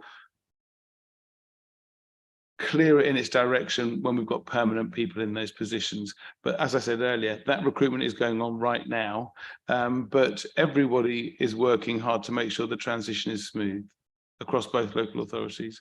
And for example, I've already had my new counterpart in Peterborough isn't in his role yet, but we've already met a couple of times to talk about issues that are coming up, to make sure that we don't have to pick everything up in this, as soon as he walks into his job next week, that we've had a conversation already about important matters.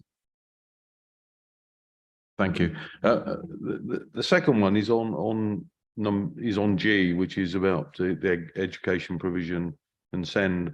And obviously we know that's been a challenge and it's not just here. I'm sure it's across the country. I just wonder if there's any thing we can be. Obviously, I'm looking at the mitigations and controls. I'm just looking at whether there's anything we could be doing or should be doing to try and mitigate that even further, because I think it's going to be something that's going to be always, certainly in the coming years or months, is going to be a pressure on our budget.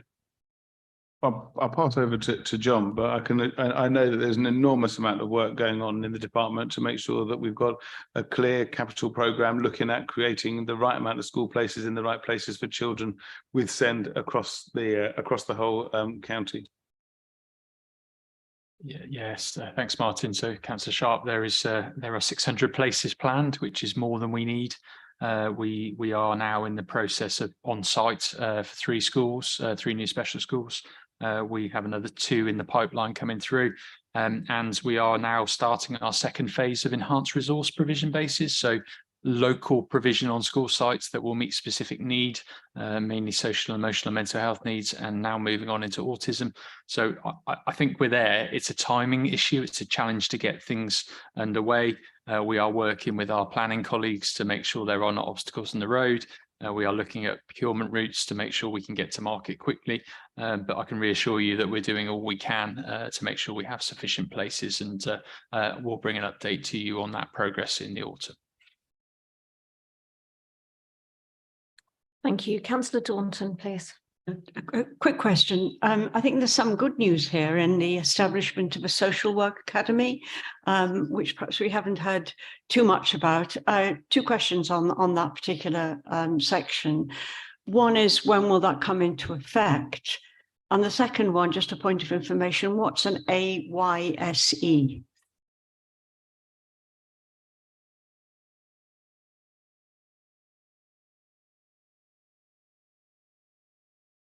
So AYSE, you should assess assist and supported year in employment. So I think that is the wrong way around. But but that's what it is. It's someone when someone's qualified as a assessed and supported year in employment, unless someone's going to correct me and I've got it the wrong way around. Yeah, but it's basically newly qualified social workers that have come out that have qualified through their academic course but haven't yet started a full-time job. You have to have a period in some sort of academy structure where you can have this ASYE. It doesn't have to be in an academy, but it's a year whereby you get a lot of extra support training, have a protected caseload, so that you can really change from the theory that you've been doing in your academic course to the practice of being a social worker in the real world, basically. Also, yeah, and of course, yeah, the academy. Well, that's going to be online later this year. The work's going on now to design exactly what it's going to look like, because it's not just going to support those ASYE social workers, it's going to support the wider workforce as well. So it's a slightly more complex piece than the academy that I'm used to, but you're absolutely right. It is a very good news story, and it's going to be great for not only our new social workers, but also for our retention of workers and developing them as they stay with us over the years. Thank you. Thank you. Councillor Slatter, please. Yes, just a supplementary. I knew there was another issue, and that was the Social Work Academy. Talks about a business plan. I would like it. Have we got only a brief description? Have I missed it in terms of the numbers who we would hope to enroll? Are we talking about bricks and mortar or virtual academy? Just a little outline would be very helpful, because I know there's lots of people we know who'd be interested. Thank you. I haven't got enough detail to answer those questions. I know we're looking for a site. It's not going to be a new building that we need. We're looking for a site where it's really important that the newly qualified social workers work together, or and also they work with experienced social workers. So it's trying to find the right place for them to be. The numbers, because it's going to have different functions. I'm not sure exactly what the cohort's going to be in its first year. So I'll have to get back to you with that one.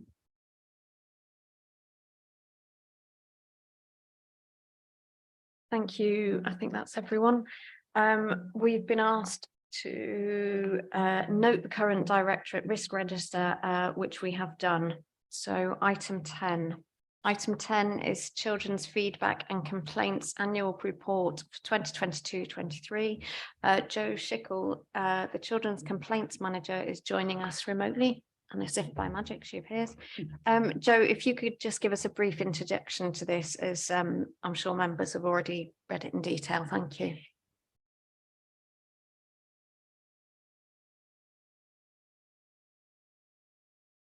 We're just trying to get the sound working, Joe. Sorry, give us a minute.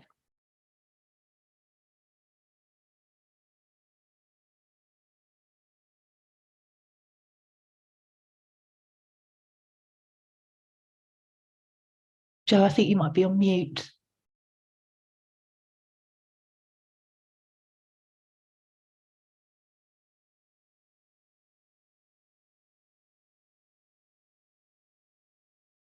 It doesn't look like you're on mute. I think it's a problem this end. We'll keep trying. Thank you.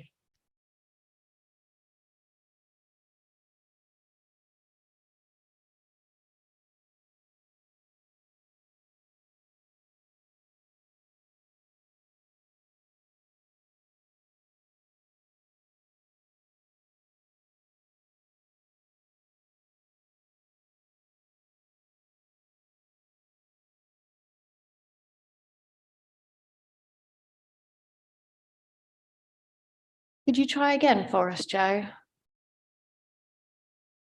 No. Can you do this one for us, Martin? Throwing Martin in at the deep end. I'm really sorry, Joe. Thank you.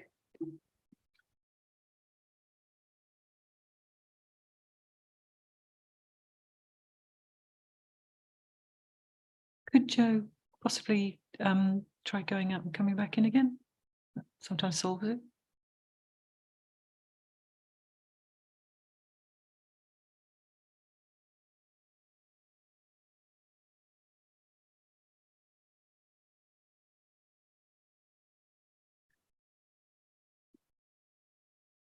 So while we're waiting for Joe, so the report that we've got, the feedback report, covers the years April 22 to March 23.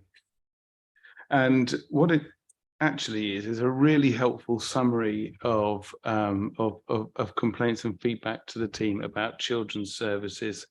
And we are able to use this report to look forward about what our, so developing our social work, learning and education, looking at areas that we can focus on for our quality assurance activity, and responding directly to children in some cases about where they've made complaints about their circumstances. You can see on one page, the demographics where it's broken down how many complaints there were, where they came from, and how many of those were from MPs, for example, or from the local government ombudsman. Just thought I saw Joe come back in, but I didn't. So if you go through the report, there's some really helpful case studies which give you a sample of what young people are telling us and what families are telling us about their experience of working with us. And some of them are not just positive, some of them are, there's some really positive compliments about how people have felt supported. We know that there's going to be, at the moment, there's a lot of complaints from people about related to timeliness of their EHCPs, about the educational provision that they're having for their children. But and that's not to diminish those just because there's a lot of them, but we are not alone in that as far as local authorities are concerned. Joe, do you want to see if you're working? Yes, I can give it a go. Am I working? You're working. Brilliant, thanks, Joe.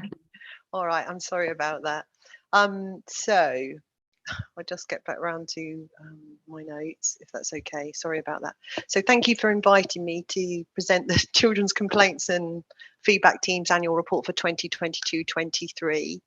And as you've probably seen, this is a requirement placed on all local authorities to produce an annual report detailing all the statistical data of the number of compliments, inquiries, and complaints received and responded to throughout the year.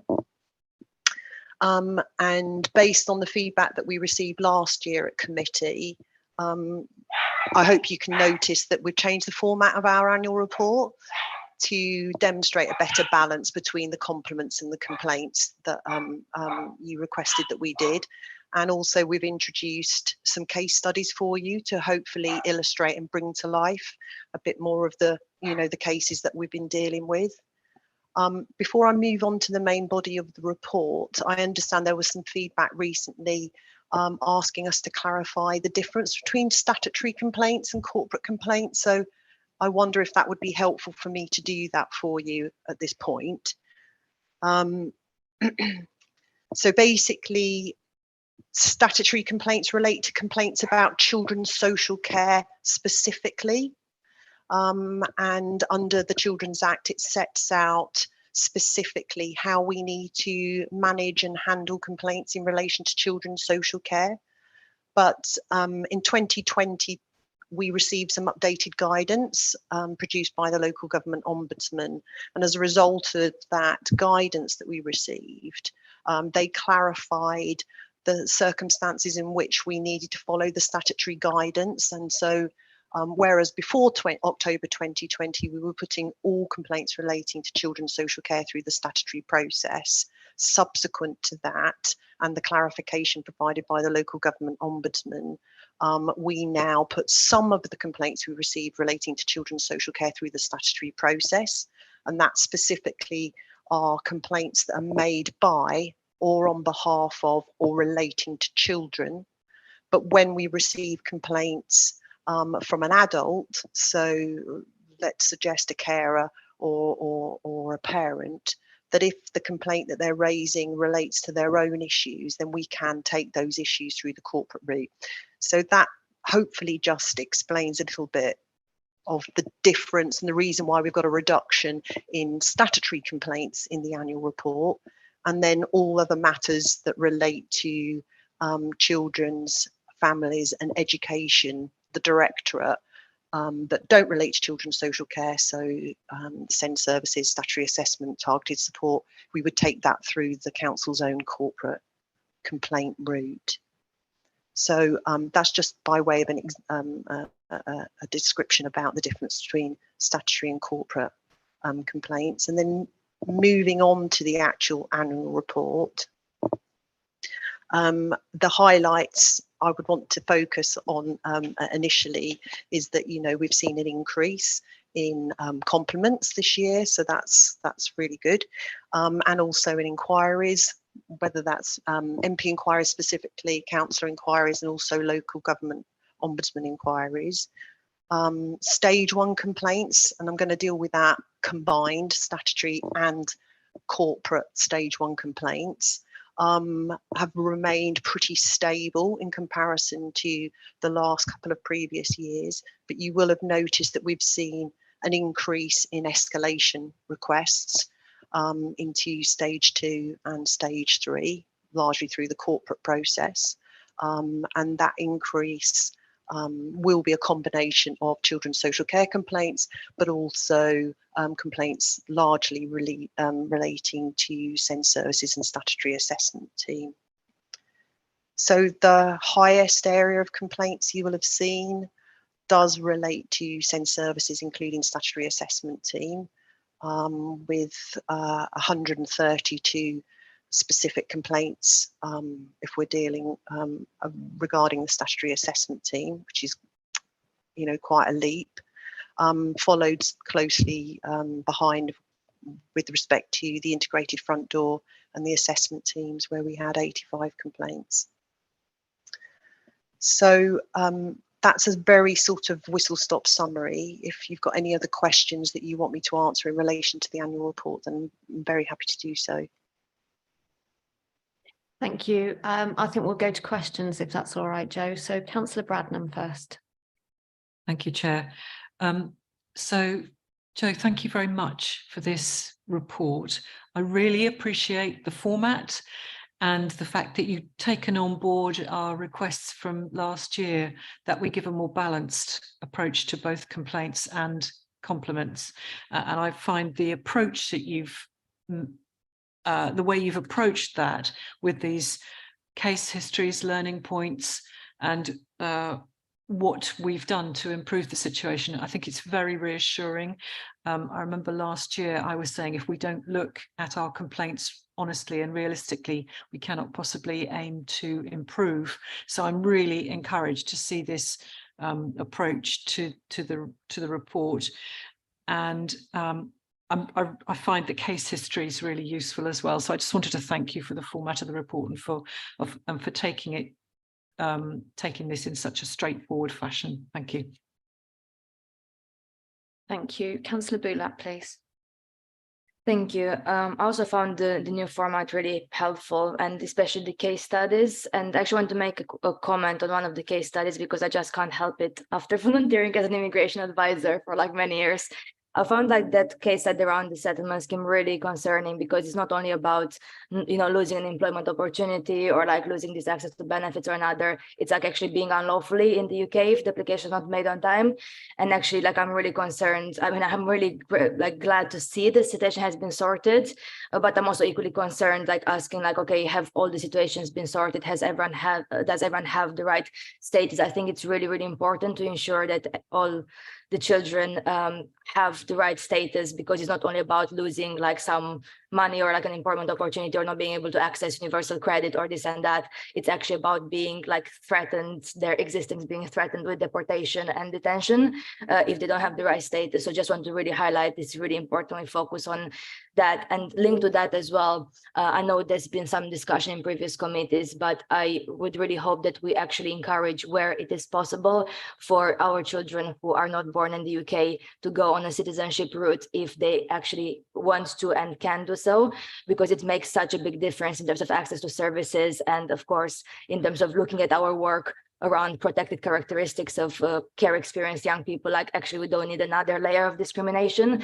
So especially for children who've been the first 10 years in the UK or have been like more than half their life in the UK, that's a citizenship registration route, which of course, if you can't have dual citizenship and if you like, obviously is the young person's decision as well, it is like, it makes so much of a difference in terms of like outcomes and in terms of like the services you're able to access when you're leaving care as well. So like, I hope we do look very seriously into that. I know it's been expensive so far for local authorities, but the government has recently looked at like the fee waivers and other things around. So the legislation has been changed on that. So yeah, I mean, it's concerning to see, but I'm glad that it has been sorted. And I hope we look at the options, actually being able to ensure that every children has the full set of rights that they can have and the best status possible in that process. But yeah, thank you for the report. I found it very useful to visualize some of the challenges and the case studies as well. Thank you. Thank you. I think Martin's going to come back on that one. Yeah, I did ask about that case and whether that we're tracking properly and that we're confident that there's not other children. I think it was an anomaly, but yeah, we will be making sure that children that are entitled to make the application at the right time. Thank you. I've got Councillor Slatter next, please, and then Councillor Daunton. Yes, like others, I enjoyed reading the case studies and the very helpful format. And it reminded me of some of the good stories I do get as a counsellor and casework. I'm afraid they do feel like very much in the minority, because we know that, you know, we're one of the ways which people make complaints. And it has made me wonder in terms of sufficiency, and there is another word that you put in front of, and it's insufficiency. Sometimes people have very high hopes, expectations. Sometimes maybe we've raised them by good intentions. They might be based on the experience of others when things were more sufficient. And so sometimes, I mean, I'm sure your professional team are careful to prepare for the word no sometimes. And I'm sure it's all very beautifully written, but there must be some times in which when the assessment actually says no, presumably. And presumably some of that is what leads to complaints. I didn't come up as an actual figure, but is my suspicion correct? Yeah, I think you probably are correct. I haven't had a chance to look into that specifically here, but from my experience in other local authorities, yeah, you're bound to be correct. But I think it's important that whatever the reason, that whenever we get a complaint, and I'm not saying you're suggesting anything other than this, that we look, whatever the reason, we look into it in a fulsome way, so that we can be, first of all, reassured that if that is our premise, that we're correct in that, and that nothing was done incorrectly. But also, even whenever you look into a complaint, there's usually some learning you can get from it to make sure that things can be improved for next time. But you're right in your assumption. Thank you. Councillor Daunton. Can I just add that sometimes there's officers who are really good at saying no in a nice way to councillors. So we know what it's like. Sometimes we suddenly realise, yes, we are asking for something that can't be given. And maybe this is happening more and more. Thank you. Thanks. I'll be brief. First of all, thank you very much for an excellent report. Some thought has gone into the writing of it, and thank you also to the people who've supported the report in the background. Given that it is a good report, who will read it? It deserves a wide readership. So how will it get out there to a wide readership? That's a very good question. And one of the first things Jo said to me was, when I met her before I started, was that we have all this really fantastic intelligence about what happens to people when they're not happy with our services, but also the compliments that we get when things work really well. So what can we do with it? So Jo is going to be coming to my management team on a regular basis so that we can share it at a senior level, and at very least we'll be able to share that learning from there across children's services. Thank you. I particularly like the learning points as well. I think that's a really good way to absorb the information and do something with it. Could I just add something? Would you mind? Go ahead.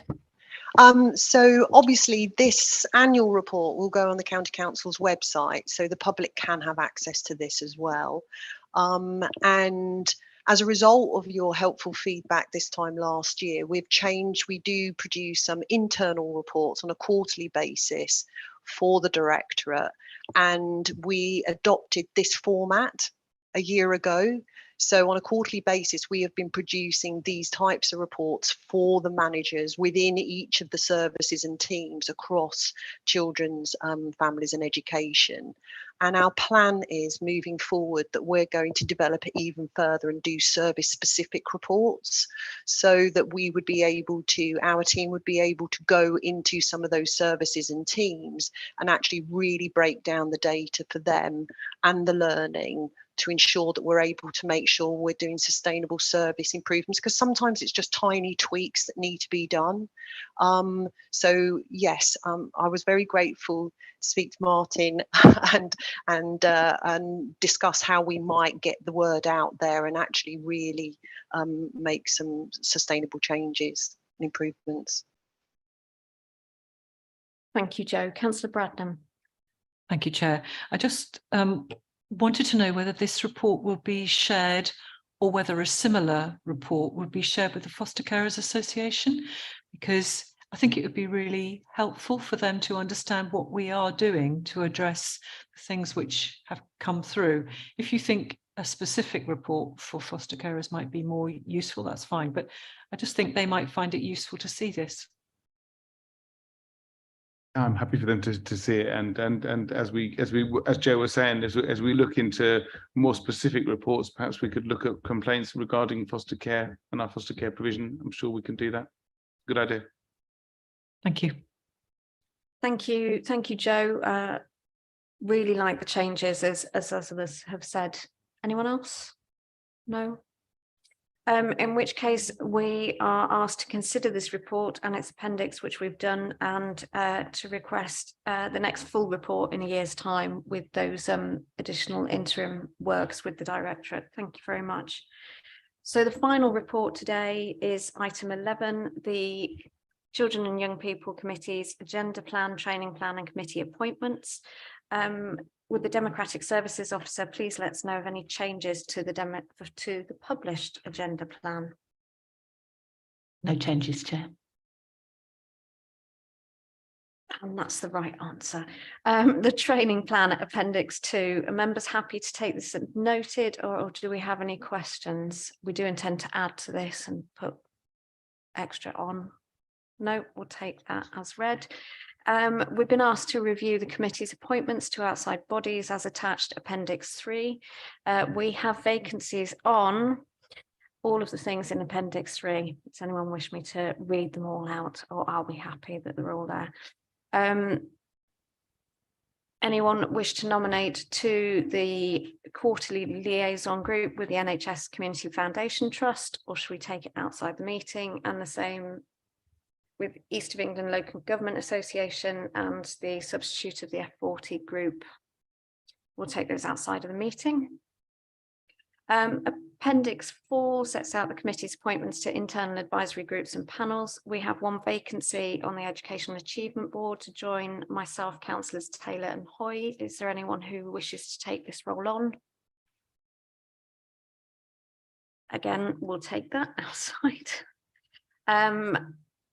And probably again, we'll take it outside the meeting, but there is a vacancy for another Conservative member on the Standing Advisory Council for Religious Education. And if anyone wishes to take that on, do let me know.